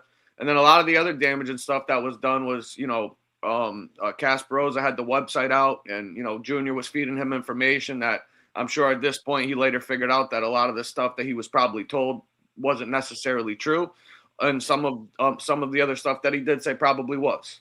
So I think a lot Right. of the other stuff in between can be boiled down to opinion. I have my opinions on it. I'm sure other people do as well. But as I said, when the video ended, just to kind of put some insight into things, until I met Howie and got to know him, personally, and spoken to him, and people like Frankie himself, who grew up with Alite and have known Alite since the 80s and 90s, and were in the street with him and had mutual friends and mutual enemies, they came forward and said, "No, listen, this Alite is the guy that he says he is." Whether you think he may embellish some stories or some things he says and does, at the end of the day, he was getting a bad rap, but it was primarily coming from them because they were trying to discredit him. So Yeah, I mean, regardless of what people may say, Alite was a notorious gangster when he was back in that life. And as far as like Bobby Glasses, let me give you a little background on him because Carmine mentioned something. He was a high IQ guy, very smart, but he was a stone cold killer.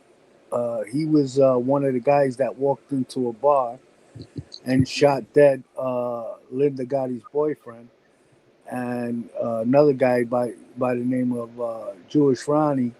He shot the other owner to the bar. They just walked in and killed these two guys without even blinking, all over an argument. Yeah, and here's a photo of Bobby Glass's Vernace right here. I'll add to the screen. He's got those eyes too. The guys that can give you that like 1,000-yard stare, so to speak. Yeah. This is a photo. This is a photo of him right here. Can you see that on the stage there? It's coming. Yeah, there it is. Yeah. Some guys just have that look, you know, like Aniel Della Croce. He had those kind of hawk eyes, those beady eyes, you know. Oh yeah, and let me tell you something. He was fucking. He had a temper. Like he was like a mild mannered, quiet, easygoing guy. But as soon as he realized you were fucking lying or bullshitting, he'd fucking crack you in a second. Yeah, he looks like he's no nonsense. That's for sure. And now, how did you originally get put on with Bobby? What's your relationship with him? Well, I always hung out in Ozone Park by the club, and when Bobby had gone on the lam for the shooting in the bar, the murders, and when he came back, reporting into the club on 101st Avenue, and I met him during that time, and then eventually he opened up the cafe on Cooper and Myrtle, and so when Jojo Carrazzo was going away to do 3 years on his Louisiana case, he told me to stay by Bobby while he was gone, and he also told me to tell like Todd LaBarca, Jerry Bruno, Eddie Recca, those guys to stay by Bobby as well, because Bobby didn't really have like serious guys around him, like as far as the younger guys. He had Ralph Shulo for a short period of time, but he winds up getting killed by Vito Guzzo. And another thing, when Alite's telling the stories and saying that Joe said that he was going to hit Anthony and Vito, he's talking about Anthony Tabita and Vito Guzzo. Right. Now you had a relationship with Anthony Tabita at one time too. Yeah, me and Anthony Tabita had it wasn't a long relationship, but it was like one of those, like we hit it off like really well right off the rip. Like it was like we met each other one day, and then for like the next 6-7 months, we were with each other every day. Mostly because a lot of his guys were locked up, a lot of my guys were locked up. Plus, I was hanging out by Bobby's, and he was reporting to Bobby. I guess because Lenny DiMaria was locked up. Because a lot of people don't know, Anthony Tabita was officially with Lenny DiMaria, who was right-hand man to Nicky Carrazzo. Yeah, and Anthony, the protege to Fat Andy Ruggiano, whose son has a channel on here on YouTube, Anthony. right. Obviously, the Anthony Ruggiano we're talking about is the one that you all know. Right, and for anybody that is interested in hearing any stories on 52 Topics with Frank Fiordilino, he's been doing a series, the Ridgewood series there, and he's got some pictures and information on his videos and on his community post if you want to learn anything else about Anthony Tabita. And Vito Guzzo and Fabio. Yep, the Giannini crew, basically. Yeah, the Giannini crew, right. Yep. And But, oh, go ahead. Let me explain something to you about Anthony's personality. Anthony was like, he liked to have fun too. Like, we did a lot of laughing together. During that short period, well, what happened was the only reason why it was a short period of time was because he wound up having to go on the lam because they were going to arrest him for the murders.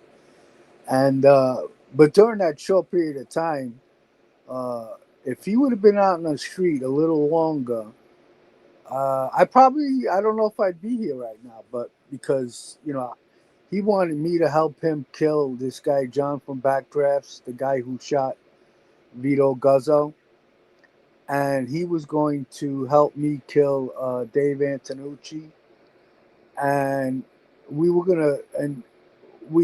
were also plotting to kill a drug dealer for Kia heroin. We were just gonna take the key and kill him because in order to get the key, we would he was gonna meet us face up. So yeah, so basically a few murders would have went down if he would have been out in the street any longer. So he winds up getting locked up, and then I wind up doing doing my state bid, and I'm getting messages relayed to me from because my ex-wife became friendly with Anthony's girlfriend, and we used to visit him in Florida while he was on the lam, and when he sent messages, tell Howie, send him my love and whatever. I love him, and but then he decided to cooperate, so that was the end of that. Yeah, we had a question here. I'm not sure. Vinny Chicken Cutlets had a question. He says, "Did you know his brother Michael?" I don't know who he's referring to here. How do you know who he's speaking about? His brother Michael. Well, Anthony didn't have a brother Michael. Well, did Bobby Glasses have a brother who we were speaking about before? Or no. I don't remember Bobby's brother's name, but he looked exactly like him. That's how Bobby Glasses won his murder case with the state, because one of the witnesses pointed out his brother. Oh, really? Yeah. Oh, wow, that's interesting. So he wound up getting acquitted because of a bad identity by a witness. Well, that was one of the factors. Plus, nobody was willing to testify back then either. So. Oh, right. And that was back in like the 80s or something, correct? Oh no, it was in the 90s. Oh, the was... murder happened in the 80s, but yeah, the murder trial happened in the 90s. Or yeah, 90s. Dan Tundes, Howie can answer this. I don't believe that he knew him, but he asked if what you think about Louis Casman, his credibility. He said he finds him fascinating, but a lot of people seem to question his stories. Do you have any comments on that? I don't know Louis Casman personally. I find a lot of inconsistencies that people point out in his stories, but I wasn't there with him, so I'm not going to comment on anything at the moment. Well, there, I hope he answered that for you there. Yeah, I think he said he met you in passing, on one or two occasions or whatever. But at the end of the day, you never had any personal dealings with him or knew him. No. Here on the street. So now I found something pretty interesting. I know you touched on it a bit there, but when they were talking about the time that you got into the situation that landed you in the hospital with the baseball bat incident there, what was that exactly over? What started that originally? A dirty look at the Lemon Tree, which was a nightclub on Austin Street, and just escalated into an argument, and that was the result of it. And now, how long were you in the hospital from that? Probably about a week. Yeah, it wasn't as long as everybody thought, because based on the the injuries were pretty bad. But I was only in the hospital for about a week.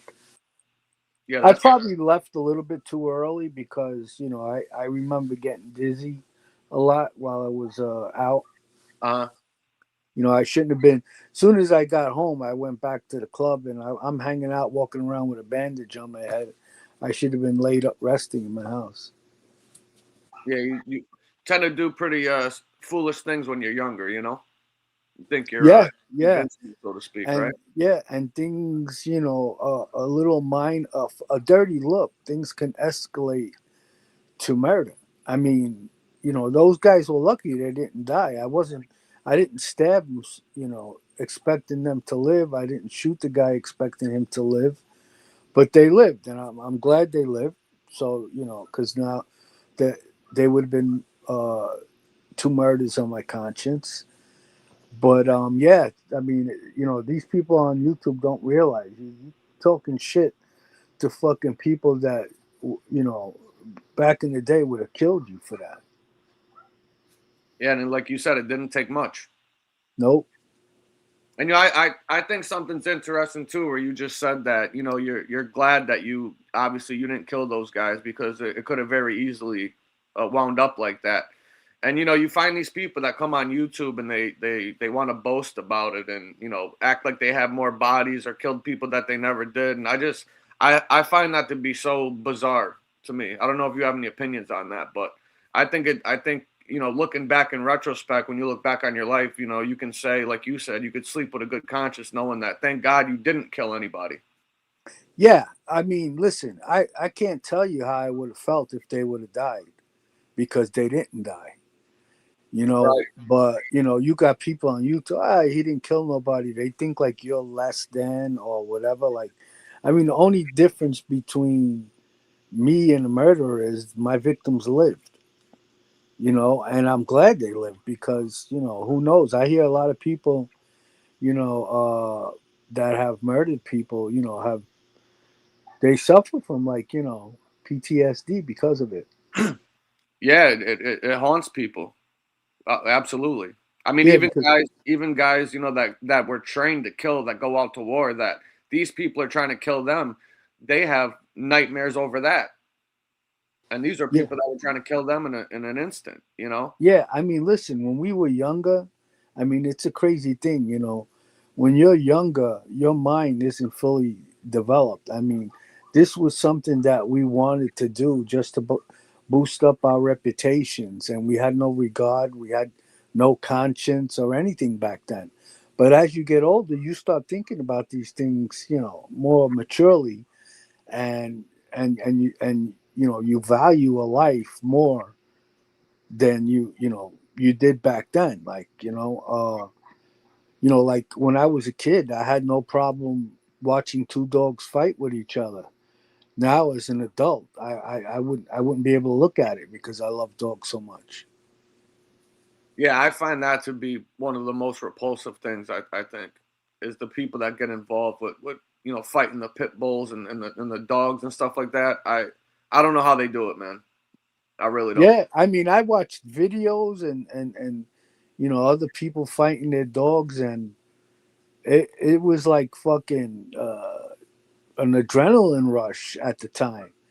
And I remember one time I was telling JoJo about, you know, a video or somebody would fought their dog or something, and he told me, he said, "Don't let Margie hear you talking about that." She was his like second wife Right. at the time, and you know, she's an adult dog lover. You know, if I would have, she would have found out that I'm watching shit like that, she would have been fucking fuming. Yeah, I could only imagine. I could only imagine. Yeah, I hear some of those. I hear some of those stories, and I just like my stomach turns just the thought of it because I love dogs too. I'm just like I don't know how people, you know, enjoy seeing that. You know what I mean? Especially like being a pet and raising them and take like I think you have to be in a different Yeah, mental state to even stomach something you like that. you either got to be some type of fucking sociopath, psychopath, or just immature. And you know, Yeah, absolutely. I mean, there's so many things that I had no problem doing when I was younger that I would second think it today. Yeah, what do you think around what age did you think you started I really changing the way you I thought? knew I knew Keith Croce, Vinny Chicken Cutlets. I knew him very well. Who was he? Um, Who was he? he was with Ronnie for a period of time, and he was a neighborhood kid. Oh, okay. Ronnie One Yeah, Arm. Ronnie one of them. Yeah, um, nice guy. I hung out with him a few times. He was a good kid. He's a little younger than me, but you know, he came from over there. Yeah. Actually, I mean, I hope he's not watching. I'm sure he won't like hearing this story, but Keith Croce was the one that like took his Rolex off his wrist and kept it What was that over? because at the time Keith Croce was selling drugs out of the PM, Oh, for Ronnie, uh-huh. and I guess maybe at the time A-Light wasn't partners with Ronnie, and he felt like he deserved an end, and he just took his watch. No shit. Well, I heard Alite abused a lot of people back in the day. Yeah, he did.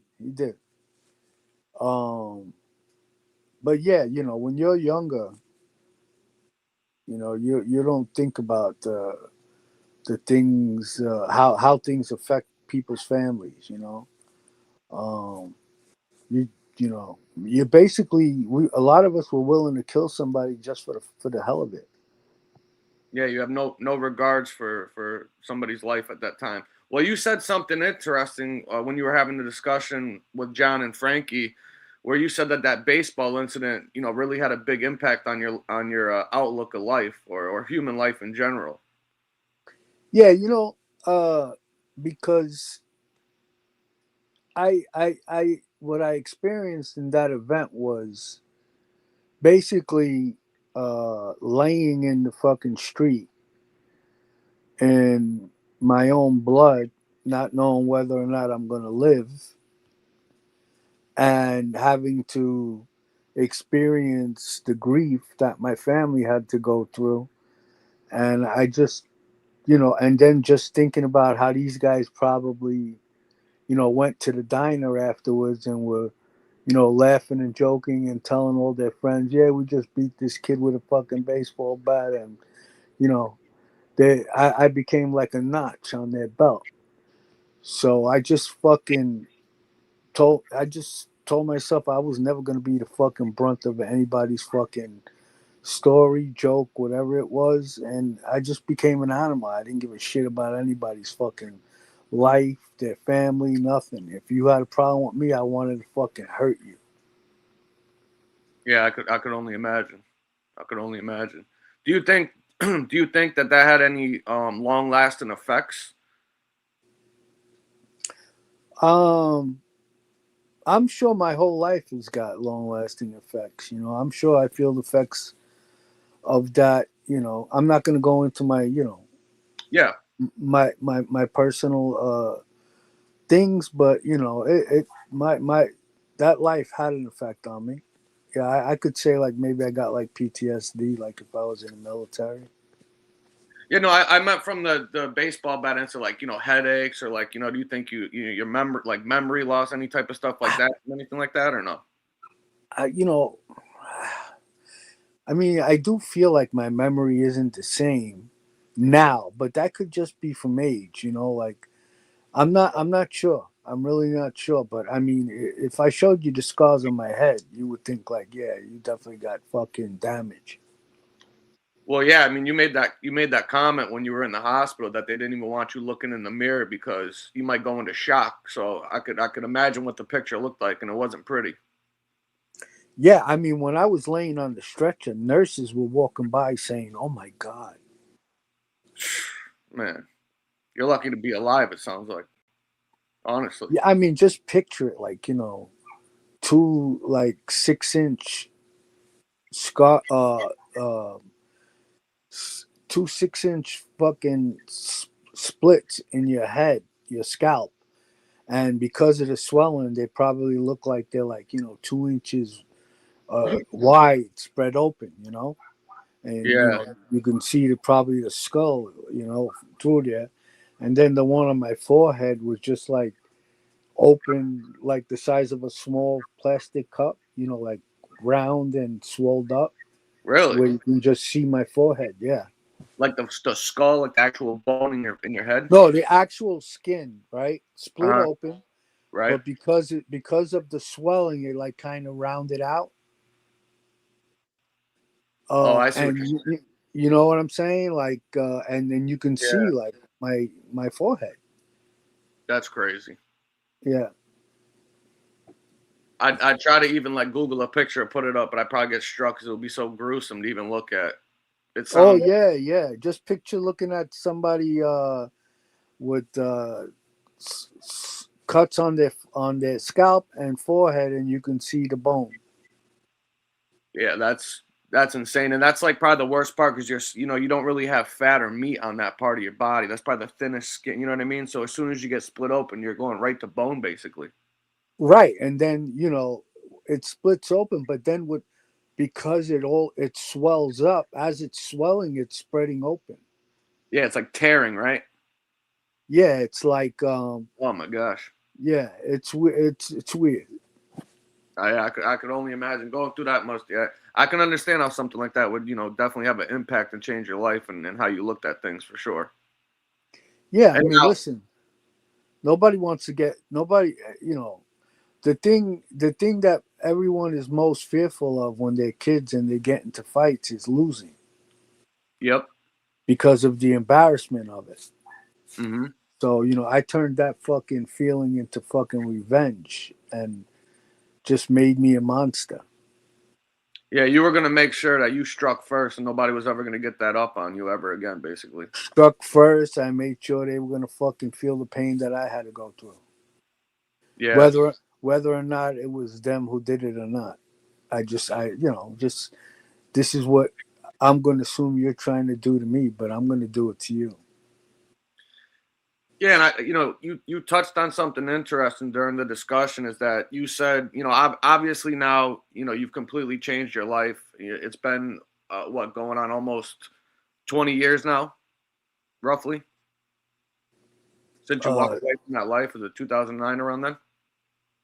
yeah. 2009, I would say, yeah. So for 2000, so 2009, I believe it was changing over to 2010. I'm not sure, but yeah. So I guess you can say like 15 years, 16 years. Yeah, so 15 years has passed, and obviously you've had major changes in your life. You're a regular working man now, civilian. You're no longer involved in that street and stuff like that. And you were talking about dealing with people on the internet who back in the day when you were in that life would never speak to you like this, let alone look at you a certain type of way. Now, how do you find it difficult when you hear someone disrespect you or speaking about you, knowing what you want to do to them and the fact that you can't or Well, that well, you shouldn't, I should say. well. If they knew who I was, they would never speak to me that way. And if they didn't know who I was and they spoke to me that way, they would realize right away why they shouldn't have spoke to me that way.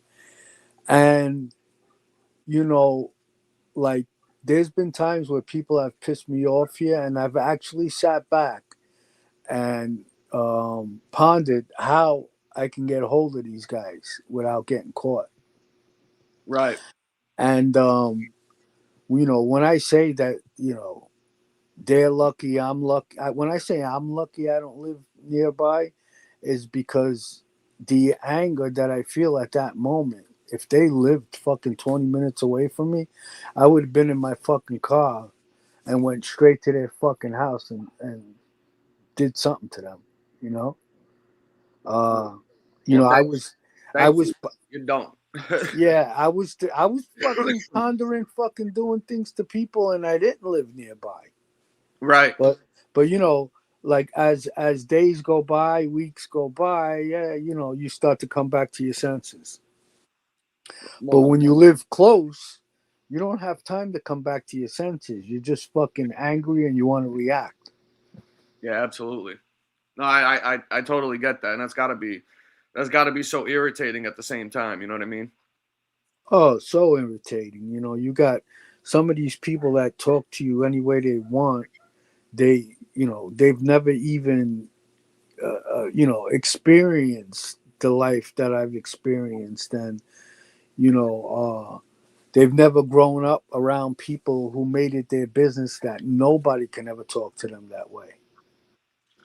And I think that that's something that plays into why these guys talk and act the way that they do because they've never gotten put into a hospital or been put in a situation like that, and they don't think that anything can ever happen to them like that because they don't understand that.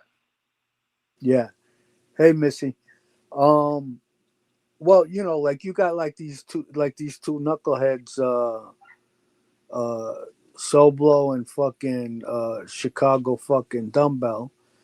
These guys are on YouTube bullying people. When have you ever heard them fucking talking with the way we have conversations with our friends and talking about how they grew up?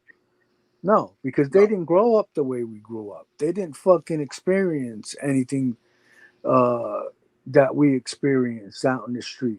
You know, that knucklehead. Oh yeah, he experienced going to prison, but he didn't live like us in prison when we, you know, were there.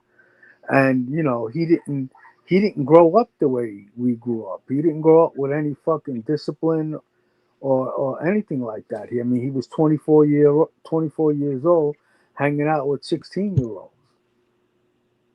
Yeah, unbelievable, right? Yeah, so I'm saying like the difference between us and them is just so fucking so far and few in between, you know. Um, like you know, they just have no fucking business talking to us the way they do. But unfortunately, that's the way things are right now. You know, if you want to throw your life away, then you make the first move. You know, all I can do is hope for an opportunity to defend myself. That's it. That's it. And you know that one of the most ironic things I think that I've heard that idiot down there in Miami say is that what look at their record, you know, look at my record, you know, who do you respect or whatever, and then you go and you look at the guy's paperwork and the guy's record and you find out that the only thing the guy's ever done in his life was stalk, harass, beat, and sexually assault women, and he thinks that that's supposed to be some badge of honor, like people from the streets, you know, in lives that, you know, we grew up in. Yours obviously a lot different than mine, but in the street sense, we'll say, to go and look at this guy and actually think that, oh yeah, you did 20 years in prison, so that's supposed to be respect. But then when you look at what it was actually for, the fact that he says that to me is I can't even comprehend it, that somebody thinks like that. Yeah. And then, you know, you got the other guy saying he used to fucking kick people's doors down.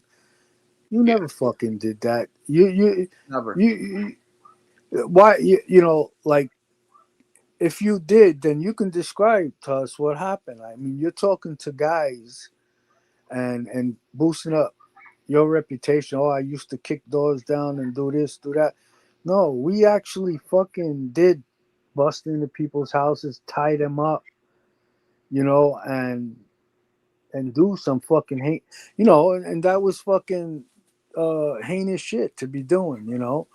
Um, you know, it just goes to show, like, all right, who That's did one you of the kick? most violent acts you can do, I would say, is a home invasion and a kidnapping, or, you know, tying somebody up, and, you know, that's probably right next to Yeah, murder. Right? those are some of the crimes that I regret the most. Yeah. Well, they're You know? terrifying too for people, especially if they're unexpected. Yeah, and then you know, like that one we were talking about the other day, like we didn't expect for that woman to be home. I mean, obviously we didn't do anything to hurt her, but still, you know, like she wasn't supposed to be there. And that, the worst part is, and why it's so dangerous, is that anything can happen. Anything. I mean, we walked into the fucking bedroom and there's a fucking foam cord coming out of the closet. Yeah, that's about the worst. That's about the worst thing on your end, besides them standing there with a gun aimed at your head, that you want to run into, is them sitting there on a telephone with 911. That too, like even though we didn't expect anyone to be home, we did go and do the job loaded up with pistols because you never know what can happen. No, never. I was telling a story the other day about the guys that were doing home invasions over here, and one of my guys came in from being out one night and walked into the door and found his father, the girlfriend, and his sister tied up at their house with 3 people in the house. And if he had walked in there, if he caught him on time, a couple of people probably would have got murdered that night. You know? Yeah, But yeah. I mean, nobody in the house was expecting anything like that to happen. They didn't know exactly what was going on, or I'm sure they knew what he was up to, but it wasn't like broadcast, and I'm sure he wasn't telling them. You know what I mean? So You know, think about the shock of walking in there and seeing that. I mean, a whole bunch of people could have died that night. yeah, and plus, like these people they don't understand that they're dealing with criminals that have like certain codes, like never to touch women and shit like that.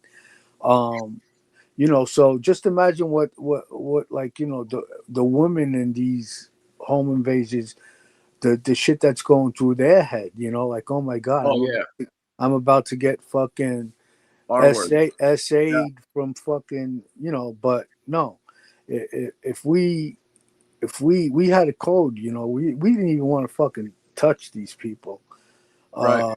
if they happen to be there, unexpectedly. But yeah, because if we did, we would get killed for it Oh yeah, by absolutely. by our own people.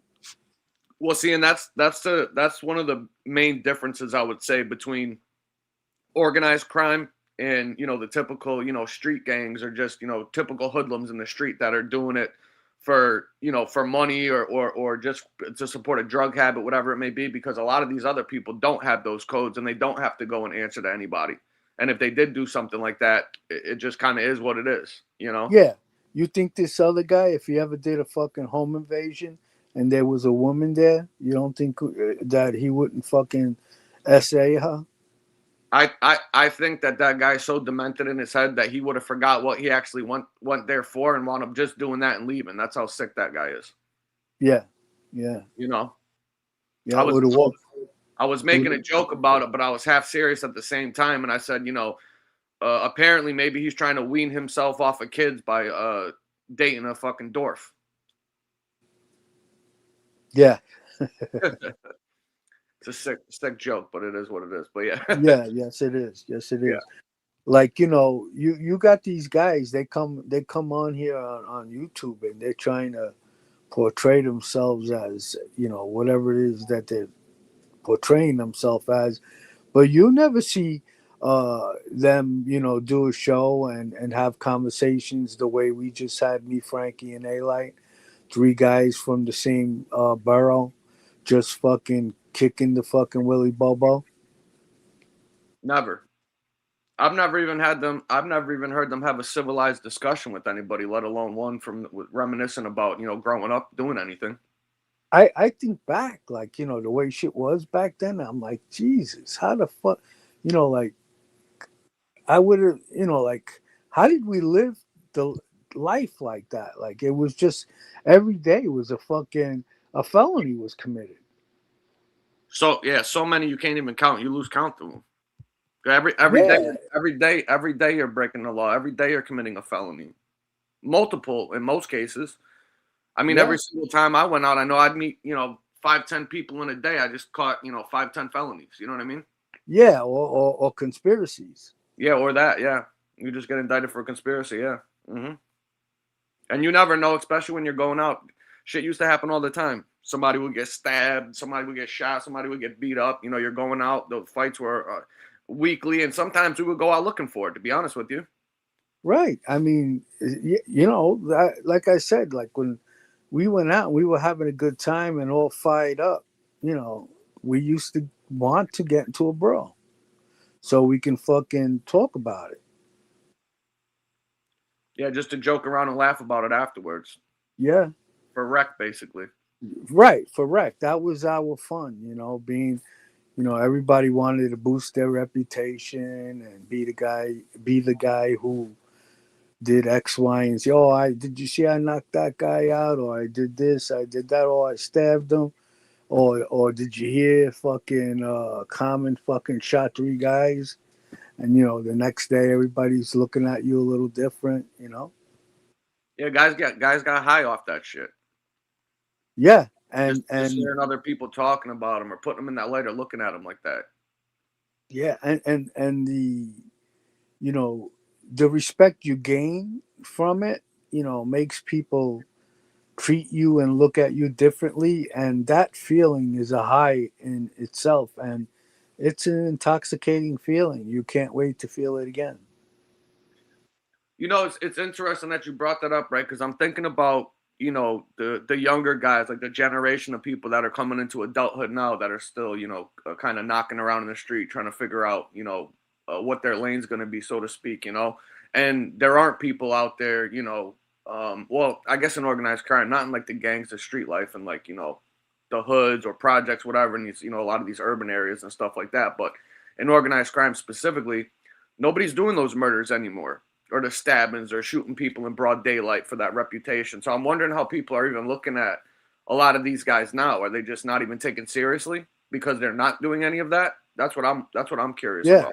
I mean, don't get me wrong. You know, that shit goes on every day in the hoods, you know, Chicago and wherever else where, you know, uh, Oh, uh, Atlanta, all the major cities, yeah. yeah. And, you know, those are like, you know, a lot of them are like, you know, unfortunate. They come from broken homes. They have no guidance. You know, there's no structure. Uh, you know, they nobody there to teach them how to be a criminal. But yeah, but these the new batch, you know, coming up in organized crime, they've grown up during the fucking video game era. You know, they're basically growing up playing video games and then when they get old enough to hang out, they're related to someone and they just basically automatically get to be a made guy because they're related to somebody.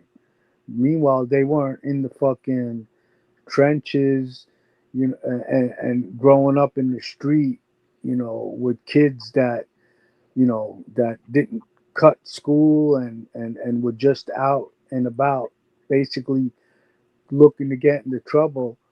And you know, if you were a punk, you got bullied.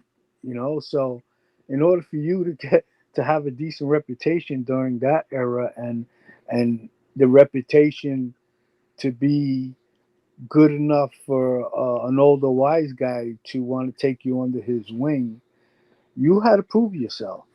You know, you didn't just get it handed to you. Oh, absolutely. And do you think, you know, I mean, obviously you're doing the discussion with A-Light, and he was obviously very close with Junior Gotti, you know, growing up. That's kind of who he was with and known to be with at that time in his life that you guys were speaking about earlier. Do you think that that's a lot of the reason why a lot of the older people didn't really have as much respect for maybe somebody like Junior, so to speak, or? Say that again. No, I'm saying, you know, you were talking about, you know, A-Light when they were growing up, he was really close to Junior for some time, and obviously, you know, he got made. His father was the boss, obviously. I'm saying, do you think that a lot of the older guys didn't have respect for somebody like that as they would somebody else because of that situation? Oh, absolutely. I mean, do you think you heard fucking Nicky Carrazzo used to badmouth him and call him fucking, what do you call him? Fucking Oh, baby Huey. Baby Huey, and even planned on fucking killing him just to get him out of the picture because it was a pain in the ass having, you know, this young guy fucking getting the recognition that all these other guys fought for all their lives. Yeah, Yeah. no, he was never looked at. Uh, you know, his father got the respect he got because his father grew up in the fucking trenches. He didn't grow up with any family members that were big mob guys. No, he paved his own way, just like everyone else from that era. Nicky Carrazzo, JoJo. A lot of those guys paved their own way. They weren't related to nobody. Oh yeah, absolutely. Yeah, the father and the uncle Gene there. Yeah, without a doubt, those guys were, you know, Right. pure Cosa Nostra. You The know, those fa- guys were gangsters right there, without a doubt. right. The father and the uncle Gene Yeah. uh, paved their own way, and then all the other brothers basically got their respect because of who Gene and John were. Yeah, absolutely. Yeah, there's nothing you could take away from those guys, you know, without a shadow of No, it. I'll absolutely never not. have anything to say about any of them. That's for sure. No, they were all gangsters. All of those kids, all of those guys that came from that era and grew up in East New York, and you know where John and the Carrazos grew up. Oh, and any of those guys who became someone, they did it on their own. Um, don't They, get me wrong. John and the Gottis and the Carrazos had a little help from Fat Andy Ruggiano, yep, but he was another guy who fucking paved his own way as well. I mean, he absolutely. he turned getting in trouble for robbing a card game into fucking becoming a driver and a hitman eventually for fucking Albert Anastasia. Yeah, he was with Murder Incorporated. Yeah, Yeah. and then you have the new era, and they're just basically because they're related to someone, and that's what they want. That's what they're gonna get. See, I I think that's one of the fascinating things too, because none of those guys really ever cooperated. Any of them. I mean, you have guys like you were speaking about Nicky Carrazza, Jojo Carrazza, Lenny D. Maria. You know, they were under Fat Andy, who came up with Murder Incorporated, whose main thing was known for killing people. So those guys never got pinched for any bodies, but you can't tell me that they don't have a whole bunch of them. Right. I mean, right. None of them fucking co none of that group that was with Fat Andy. Uh, if you were with Fat Andy, there's no way that you didn't kill anybody. Because that guy was getting fucking murders dropped on his lap left and right because that's who he was, and you can bet me he was testing these kids to see if they really you know were about it, and but because that immediate group, Jojo Carrazzo, Nicky Carrazzo, Lenny Di Maria, Ralphie Fly, Jimmy Boy. Uh, there was others. I just can't think of them right now. But those guys, none of them have ever cooperated. So how are you going to hear about murders that they did? Oh no, I agree. I agree. That's something that I found interesting. You know, like you said, that whole era of guys there. You know, there were hardly anybody that ever cooperated at all, and I'm sure they got dozens of bodies between the two of the groups there. You know. Yeah, Skinny Dom. Oh, most of those guys they didn't cooperate. Mm-hmm. And that's just the way it was. And I wasn't. You know, I was a lot younger than JoJo and those guys. So obviously, I'm not going to know about those murders because those guys weren't the type to speak about it. They didn't have to because they got straightened out during an era where if a guy got straightened out, you knew he had, he made his bones. Yeah, we have somebody asked a question. Did you know Ernie Grillo? No.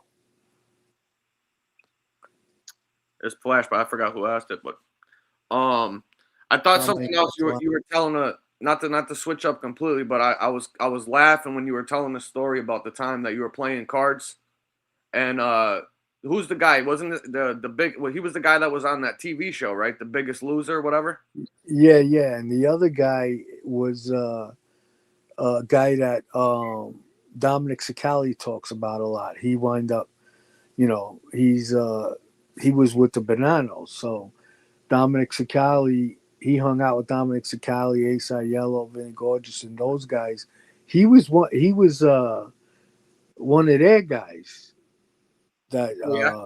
yeah, but that I didn't give a fuck. I was a pretty crazy guy back then. I made these guys fucking go back inside and sit down and continue playing cards and cancel their plans.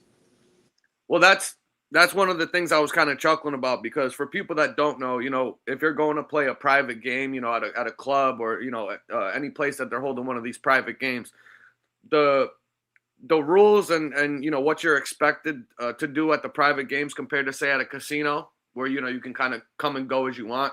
When you're playing at a private game, they call it a hit and run. You win a few pots, make a few thousand, and all of a sudden you have to get up and go. That's probably the most, it's like an unspoken or unwritten rule. It's just something that you don't do. You know what I mean? But People, and this people will get thi- killed over that shit. yeah, but this game is a different type of game. This is a game that you can play with 3 and a maximum 4 people. That's it. So we played 3-way, and they won and just got up and had somewhere to go. So it wasn't like I can continue playing with other people and get even.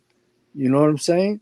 Oh, okay. I didn't realize that. Oh, you were playing squeeze or something. You said, right? Squeeze, yeah, close poker. You take from the Now, what is that? seven, How does that work? you take from the deuces to the sevens out, and you deal 5 cards to everyone, and then you can take 2-3 cards, and you basically bet from, like, you get dealt the cards, right? Uh huh. You put it in the ante, right? Then the whoever's turn it was to deal asks you how many cards you want. All right, give me 3 or give me 2, right? And then after you give them their cards, people start, if it's on you, you bet whatever it is you want to bet, and then the guy next to you, he can raise that bet up to 3 times the amount.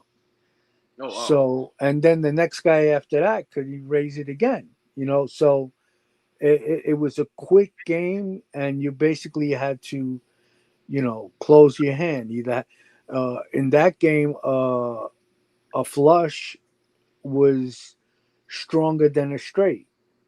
Um, then you had your full, and because the cards were taken out, you had a lot of closed hands with straights, flushes, or full houses, shit like that. So there was always fucking action. So now in this game, so the cards that you're dealt when you discard 2 or whatever you said, you get those. You got 5 cards in your hand, correct? Correct. And Then but then it there's no becomes flop. just straight. Then it becomes a poker. But I'm saying, is there a flop, a turn in the river like there is in Hold'em or no? Oh no. That's why they called it closed poker. You didn't know what you had to try to figure out what the guy had just based on how many cards he took. I got you. And the only information you have is the couple you discarded originally. That was it. Right. Interesting. I've never played that before. That sounds very strange. Yeah, Sounds and different. it's a dangerous game because there's no limit to the betting. So when does the betting ultimately stop though? Like people either fold or it's all in basically. Well, usually if two guys get a good hand, they're just gonna keep raising until the guy who feels like, oh shit, maybe he's got something better than me, stops calling a raise, or just calls and not raises just to see the hand. I got you. And that's called the squeeze. You said right? Yeah, well, they called it squeeze because people used, when they got their cards, they used to keep the 5 cards together and just, like, you hold the tip of the corner of the card, and you just like squeeze it to see what the next card's going to be, like, really slowly. Yeah, to show the corner of it. Yeah, it was basically like a slang name for the game. Oh, okay. Do you know what the official like name of it actually is though, or? I mean, I know they used to tell me, like, in English it would be called closed poker, but I think it's some type of French poker. French, huh? Yeah, I don't know where the game originated from, but I just know that that's what they played up there. The Sicilians played that game with the 5 cards and 4 people at the table, and that was the game. Take the deuces to the sevens out, and the ace you can use as an ace, or you can use as a 7 or a 6. Deuces to, yeah, whatever it was. Yeah, you can use the ace as a 7 or an ace. Oh, to make it So if, straight, like the top to end make of it to make it straight, right. And flushes were higher than straights. It was easier to make straights than it was flushes with that game. Well, flushes in poker are always better than straights. You mean straights over flushes? Yeah. Gotcha. Wait a second. Yeah, but if you take the deuces to the sevens out, Mhm. it changes things. Yeah, So I so think, a straight beats a flush in that game. You're saying? no, I'm saying a flush beats a straight. Yeah, all that's all poker though. Um, I have to jog my memory. I forget the difference of the straight and the flush. Maybe like the bottom end of a straight And flush. then like a diamond flush was better than a club flush, and a club flush was better than a spade flush, and a heart flush was the best. Oh, so there was suited trump flushes you can get in that game. That's crazy. Right, and I I'm almost positive that yeah, I mean in any game, I guess you're right. Yeah, a straight flush is yeah, but it's easy to make a flush in regular poker, no? No. Flushes are harder. Harder than a straight. Yeah. Yeah, it goes one pair, then you got sets, then you got straights, then you got flushes, then you got full houses, then you got four of a kind, and then you have straight So flushes. you just said flushes are stronger than straights. Yeah, that's all poker though. Okay, so that's the way it was here too. Oh, okay. Yeah, so the same type of thing. Yeah. What about when you used an ace to make the low end of a straight though? Then that would be an ace to the five cards. A Six, jack, ace to a jack. right? So 7, 8, 9, 10. Yeah, Yeah, that sounds yeah. pretty So crazy. I'd like to play it. e- So how do you how do either you how do you bet either though? Like, what's the starting bet either like that? either, How does that either go? the ace went below the seven. Yeah, the ace went below the seven, or used as an ace. So in the straight from the seven, it would be ace, 8, 9, 10, jack, Yeah. ace, 8, 9, 10, jack. Right. Hmm. Right. So that would be the lowest straight. I know. So how do you open up betting? Is there like a minimum? Uh well, everybody puts up whatever it is, $5, $10. And then, once the cards get dealt out, you bet the pot. And then the next person could bet three times what you just bet, the pot. And Mhm. then the person after that can fucking raise three times that amount, and it can just keep going. There's no fucking limit. That game sounds like That's it. why that's why straight flushes were an automatic split hand. Really. Yeah, because they keep betting forever. It won't fucking stop. It just, if you have a straight flush, they were the same. Gotcha. Did Like it didn't matter like what color it was or anything like that. It was split hand automatic because the people, there had to be a limit to fucking how much you can bet at some point because they wouldn't stop. They'd be fucking betting their houses. Yeah, I was gonna say people. Yeah, you would just be getting everything all in. Fucking yeah. Yeah, and if I'm fucking slightly wrong about something, it's because I haven't played that game in fucking 20 years, and my memory isn't what it used to be. But that's pretty much uh the way it was. Frankie might be able to fucking remind me of something if I said something wrong. Yeah, I'm gonna look it up after the show and see what I Because could. those guys played that game all their lives. I just started playing that game when I went by Bobby's. I was still learning the game, and when these guys were playing against me. Now, when you discarded your cards originally, right after you wanted to get rid of two or whatever, when you get your final five cards in your hand, did you have to expose them face up, or did they go in the muck and nobody else knew what they were? No, they're going amok. So nobody else sees those. Nobody else sees those. Nope. Interesting. That sounds like a really hard game to try to figure out. Yeah, hard and dangerous. Sometimes guys would fucking pull moves on you, like they'd call one fucking card, with trips in their hand, and they'd fucking come out raising against you, and now you got to think whether or not they closed with that one card, and then you don't believe it. You think they got two pairs in their hands, and then they turn over trips. Right. Yeah, and it's short deck too because you took out the deuces through seven. So yeah, that's even interesting, man. Right. We'll have to look into that. Does anybody have any questions that watched the video earlier? If you guys remember anything, got any questions while we're on, feel I'll free. tell you one thing. It was a fun game. That's for sure. Yeah, fun and dangerous. It sounds like it could get expensive too. I can imagine. Lot of action. The hands were quick. Yeah, I mean, it sounds like you lose a shitload of money in a couple of fucking minutes.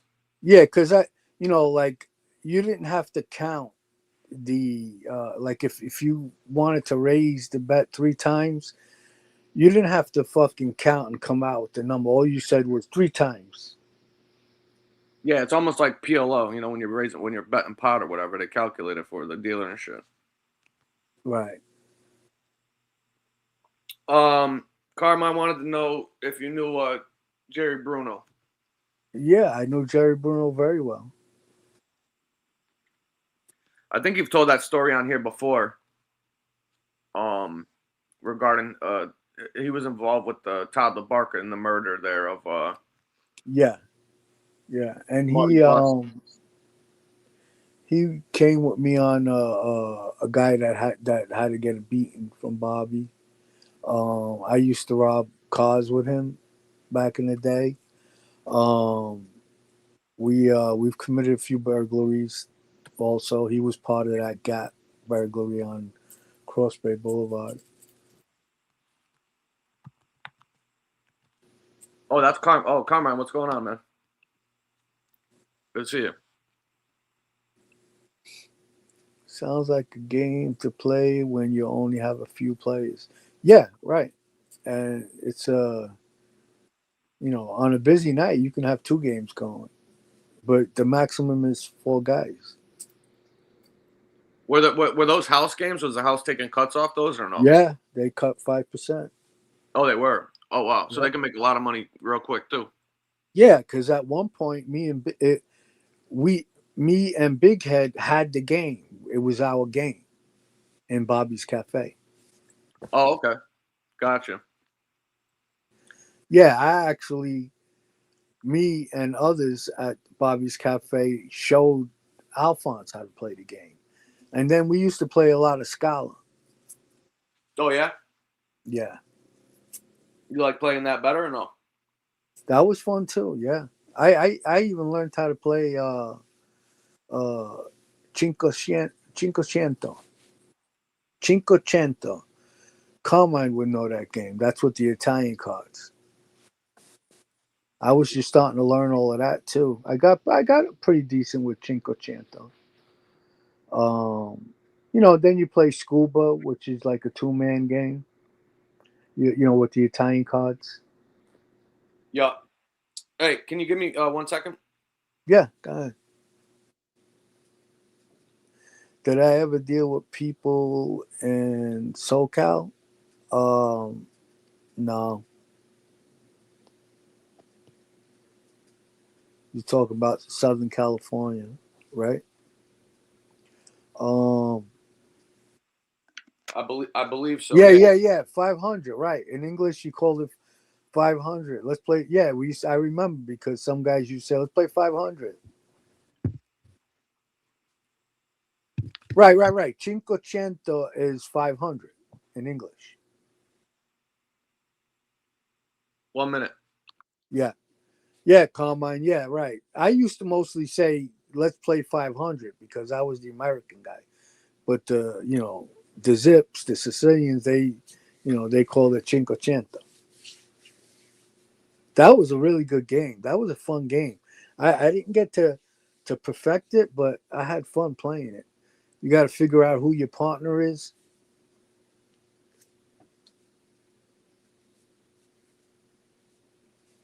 Yeah, you know the game, Carmine. So who we got in here? We got. Let me see if I can find some questions way up here. Hey, sorry about that. I had to use the bathroom real quick. Yeah, did you wash your hands? No, my prick's clean. I washed it before.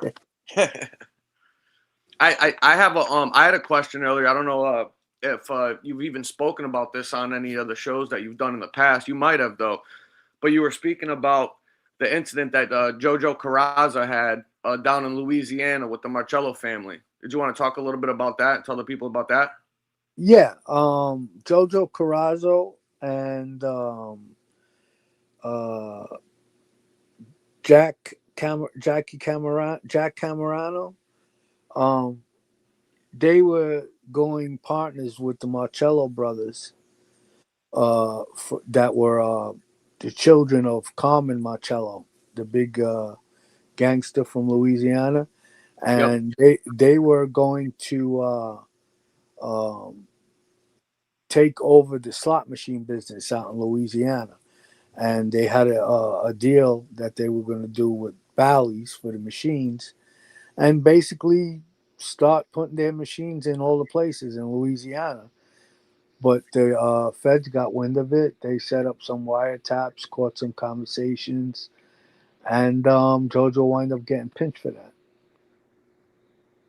And what did he tell you before that all happened? What do you mean? About sticking with that? Oh, yeah. I remember him going to a meeting with John Camerano and him coming out. And when we got in the car, he was pretty excited about it. He said, "Stick with me, kid. I'll make you a millionaire." Yeah, are you talking about John Gamorano? Yeah. John G?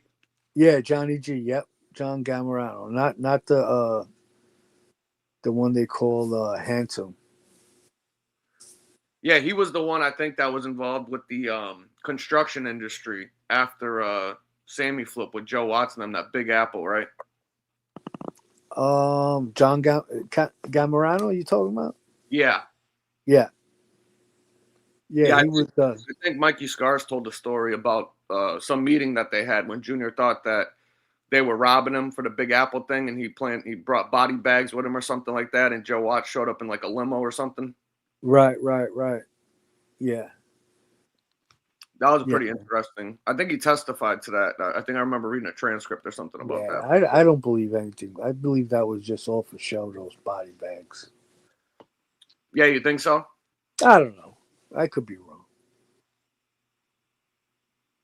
Well, either way, if it was the message, I guess, was kind of clear, right? Yeah. It's kind of a move to pull on a guy that's a known killer to do that. You know what I mean? Yeah. Regardless of the fact, I think. Well, they weren't able to pull it off on fucking Watts, Yeah, he knew. That's what I mean. So he might have been suspicious, and they might have actually been trying to plan that if he showed up with the limo driver that way. Maybe he had a hunch or something like that. Right. I don't know if Carmine's being facetious or not, but he's asking if you knew Fat Nick Minucci. He's being facetious. I don't know if he's being facetious. No, I didn't. Well, he's got to be what, like 20 years younger than you, 25, 30 years younger than you? Yeah, I mean, I didn't even know Gene Borello out on the street. Yeah. No, that's what I mean. I don't know if he was joking around or not. I thought it was. He was the one that was involved in what was it? There was something like assault or something, some like beating that was like what they claimed was like a racist beating. A black guy, a black kid or something. They said they were trying to rob cars in the neighborhood and they baseball batted him. Yeah. And he recently just got picked up in that indictment with the illegal gambling thing, I believe. Yeah. I mean, if he wasn't planning on going straight, then why wouldn't he? Yeah, well, I guess I heard Gene.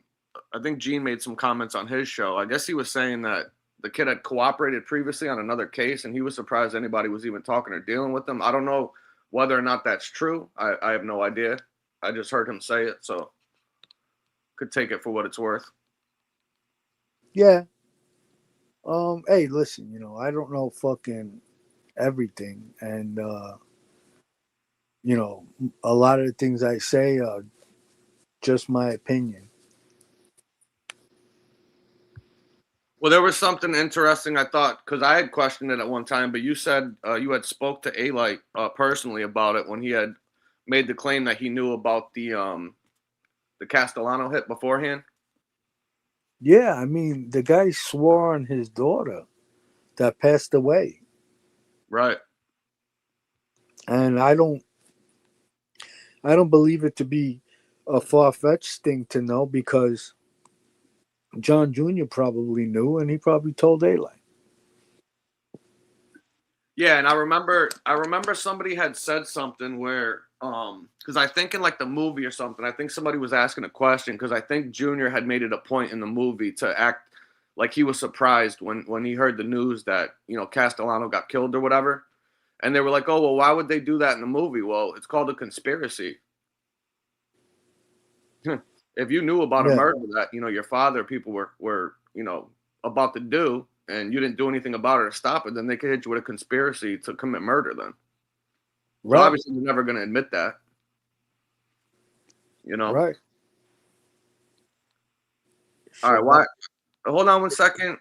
Listen, don't come in here. Don't come in here with that shit, please. Who? If somebody's coming in here with a Charlie Kirk's wife's picture and her name and shit like that, don't do that. Oh, is that what's saying Shabbat Shalom? Yeah. Well, okay. I don't want that in this chat. If you're gonna come in using somebody's name and stuff like that, it's no thank you. Please be respectful. Thank you. Anyway, does anybody else have any questions? You guys enjoy the video? I thought it was pretty good. It was refreshing. It wasn't the typical, sit down and just question and answer. It was fun hearing you guys go back and forth talking about, growing up together and, the people you guys all knew and reminiscing. It was good. It's too Yeah, bad you guys haven't done a follow up. Maybe one day get the guys together and do another one. I thought it was pretty good. and the like the laughter was contagious. I mean, at least I thought it was.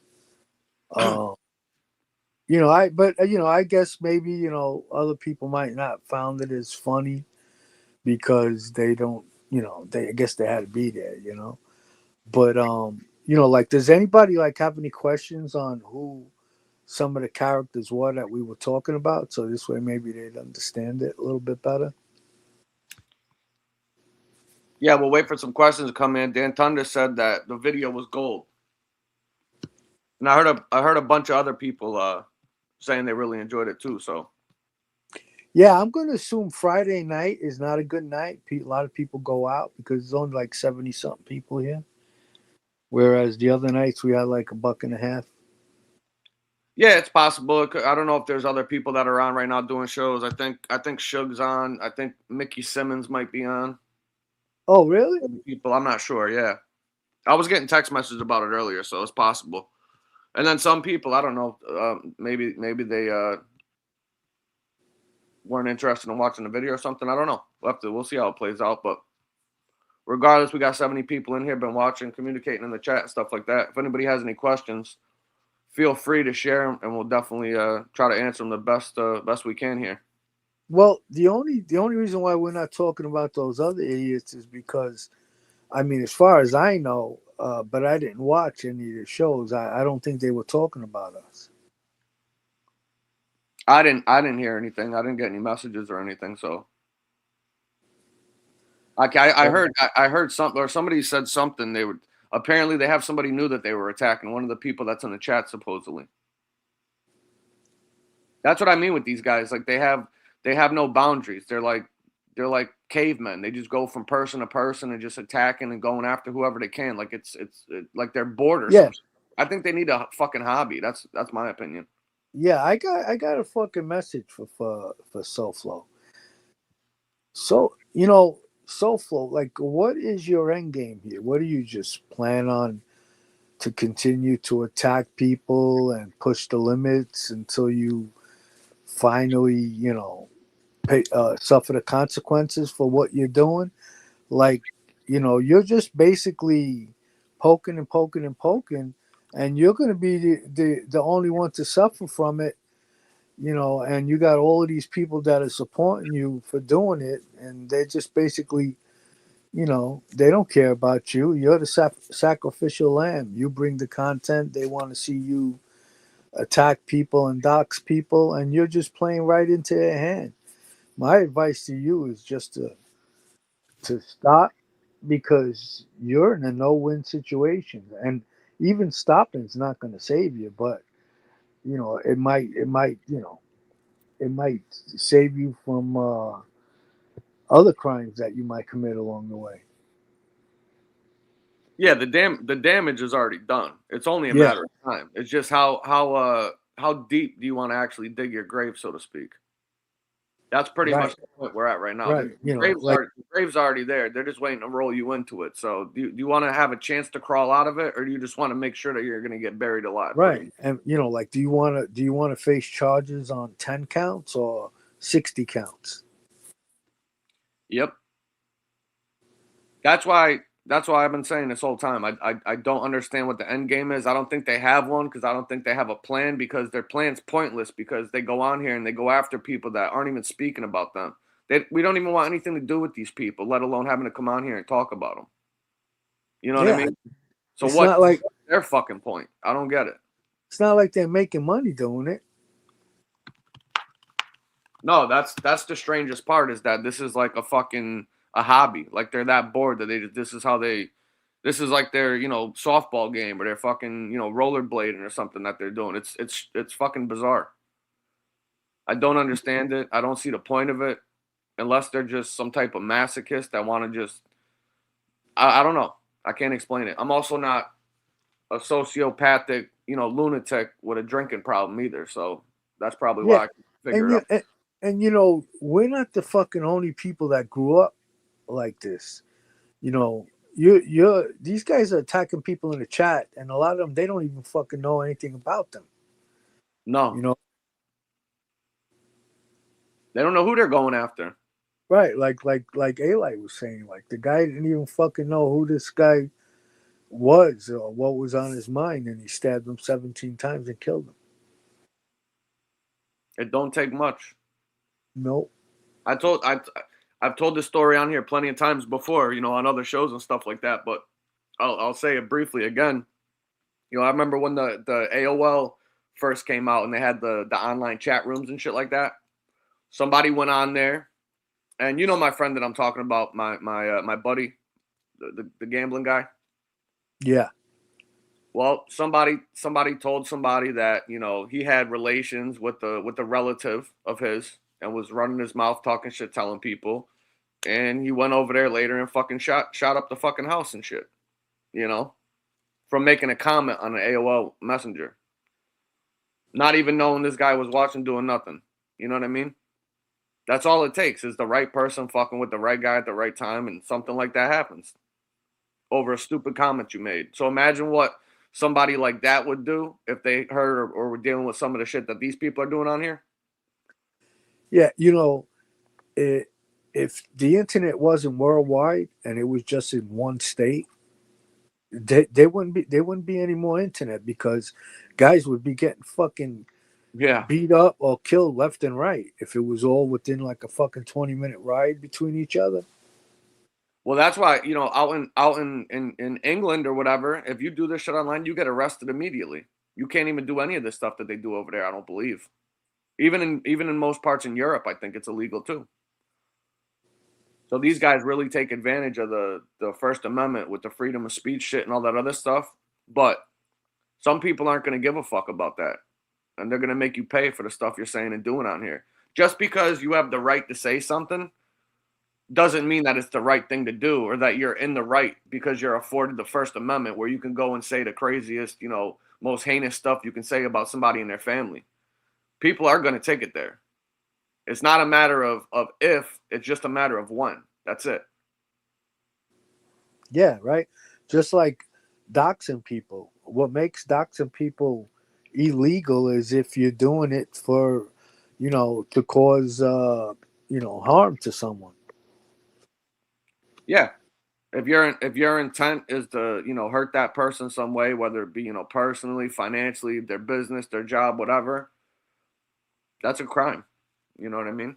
And it's not going to be hard to prove intent when you're on here talking the way that you're talking, and then going up and putting out, people's condos or houses or businesses. You're on here dog whistling, and if it goes back, you necessarily don't have to do anything. But if somebody else does it and they're doing it on behalf of you, whether you ask them to do it or not, it's called being liable for something. You don't have to actually be the person that kills this person or assaults this person or does something.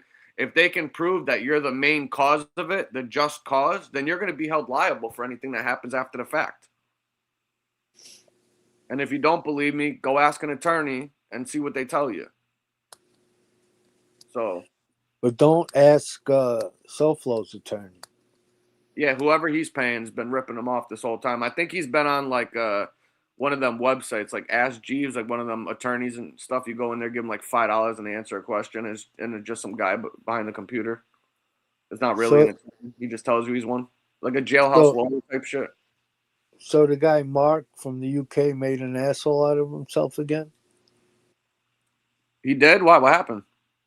Wasn't he supposed to have a fucking interview? Oh, he had to postpone it until tomorrow, but yeah, he was supposed to do it tonight, I believe. Yeah.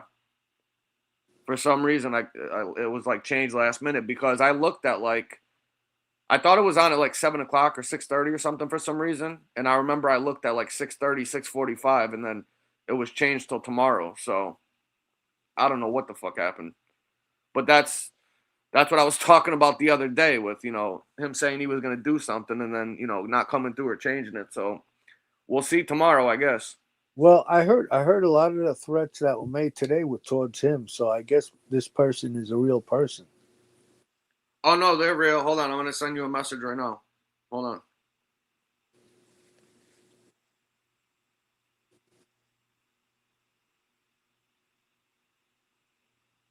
Yeah, read that.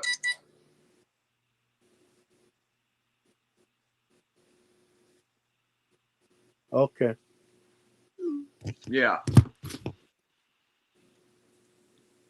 Okay. You know what I mean? Yes, sir. So yeah, I can't say anything right now, but you'll find out hopefully tomorrow. Very soon. But yeah, it's a real person. Yeah, And, so then we people should have been tune in. touch with them. They've been speaking, so they're not bullshitting. They just had to postpone for whatever reason. So All right, so then I'll make it a point to tune in because honestly, I wasn't even going to bother. yeah, no, for sure. I'll find out, and if I get a heads up or a word and just confirm it, I'll put it up on my community post, and everybody can tune in over there if he winds up doing it on that channel or what channel it's going to be on, and we'll tune in then hopefully and find out. But from what I'm hearing, if the Ripper thinks he's been getting it from fucking everywhere, wait until this shit comes out. Yeah, that's what I'm saying. Like he's in a fucking lose-lose situation. Like what are you going to keep doing this until they fucking either you get fucking arrested or people finally realize that you're a dirtbag and don't even watch you anymore? I figured people would have been there a long time ago with this guy. Yeah, these people, they don't care.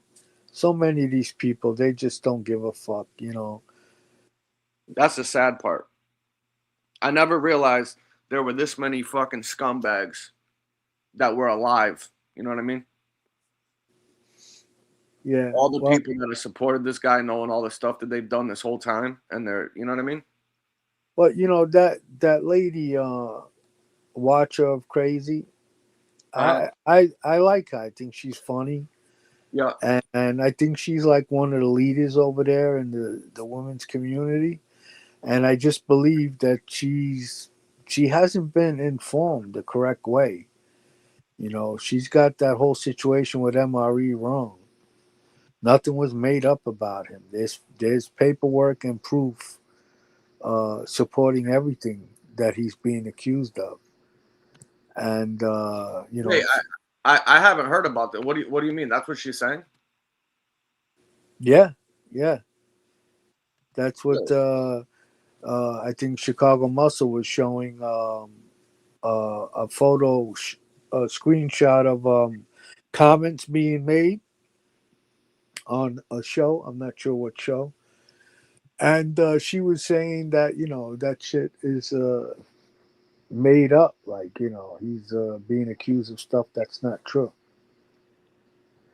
Well, So, if that's the narrative and that's what's going on right now, because I have heard a few things that he's been trying to, get ahead of what he knows is going to be coming with the new people that are in the community right now. I guess we're going to have to spend some time and open everything back up and go in and discuss and tell people that not only is it true, we can explain and answer any questions that they may have if they haven't heard it already. So he can tell whatever lies he wants and whatever bullshit he wants. We got all the videos, all the original stuff that he said, that he's lied about and changed the story 300 different times. So we'll have to get into all that, and there's no better place than tuning in here when we do it, because we got everything. And watch of crazy, if, like I said, this isn't an attack on you. No. I think I think you're funny to listen to, and I don't have a problem with you either way. If you decide to support him and stay on his side, then good luck to you. But if you want to know the truth, come here with your buddies from your community, and we'll lay it out for you. And then whatever you decide, you decide. But you're really dealing with a lowlife. Yeah, and if any of them have any questions or feel as though they want to support him based off anything that he's told them, they'll be more than welcome. And unfortunately, I'll have to go back down this road again, but it is what it is. Because if he's going to be on here trying to, hoodwink you guys and lie to you guys like he did everybody else in this community for the first, 2 or 3 years until he got exposed, then you're going to wind up in the same basket as he did. And the only reason why he is still around, because when he originally got exposed, everybody will remember, he was on his way out of the door. He was about to leave. And who kept him around? Angel. Mickey. Yes. The only reason. Okay? So I was hoping I wouldn't have to go down that road again or deal with that. But I also heard somebody sent me earlier that apparently he's trying to say that me, Lefty, and Carlos were trying to frame him for being a rat when we got his paperwork or whatever. And he's playing some clip or something that Lefty was saying on one of his shows, which I didn't even get to watch it yet. I really don't even know what he said or what he's referring to. I can only imagine. But I'm sure as soon as I see it, I can easily explain it. And nobody framed him for anything. He hasn't gotten framed for nothing. Just like none of the people lied about him with any of the claims or accusations that they made about him. Just like the paper didn't lie about him when they called him a white supremacist and a neo-Nazi and a scumbag and shit with a apartment full of Adolf Hitler and Nazi Germany, Swazi flags and all the other shit that he had in there with his Nazi dioramas and fucking Adolf Hitler shit and his Rhode Island militia jacket with the SS Thunderbolts and the skull's head and the shirts he had. I mean, if you guys believe anything that this guy says, then I'm sorry and I have to question your IQ or lack of one. But maybe you're just not informed on it because you're new to the community and you've been watching the guy. You might like him. I don't care whether you like him or not. You're welcome here as long as everybody keeps it respectful. That's fine with me. I don't know you guys personally. I don't have an issue with you. I think she's funny. I've seen her on panels. I think she has a good sense of humor.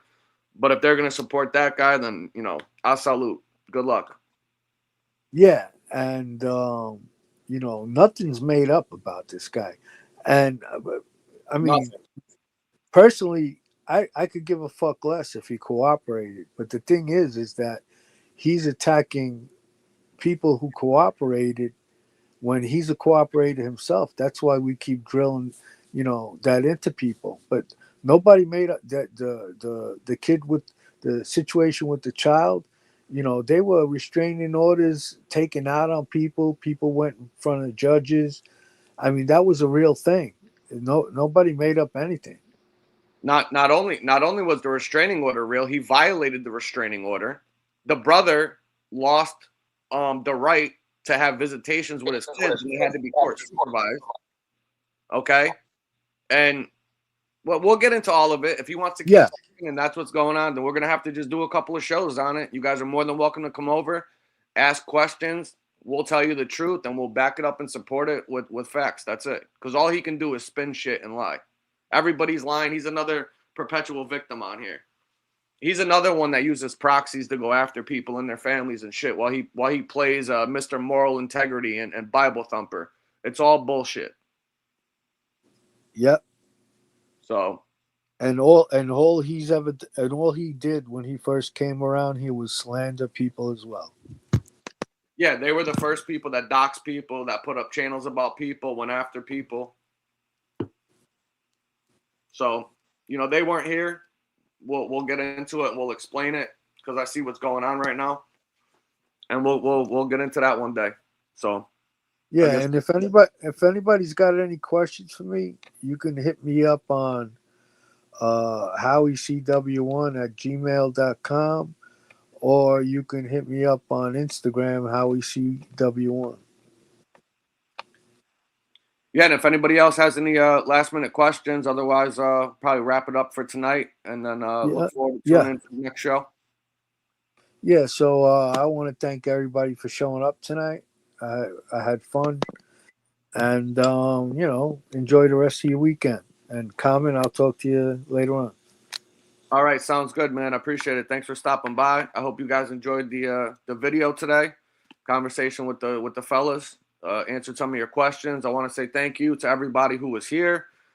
If you haven't already, please, if you can, subscribe. If you're not, hit that like button on your way in, on your way out, if you haven't already.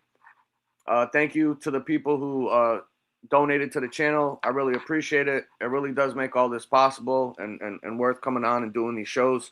So thank you very much. You guys know who you are.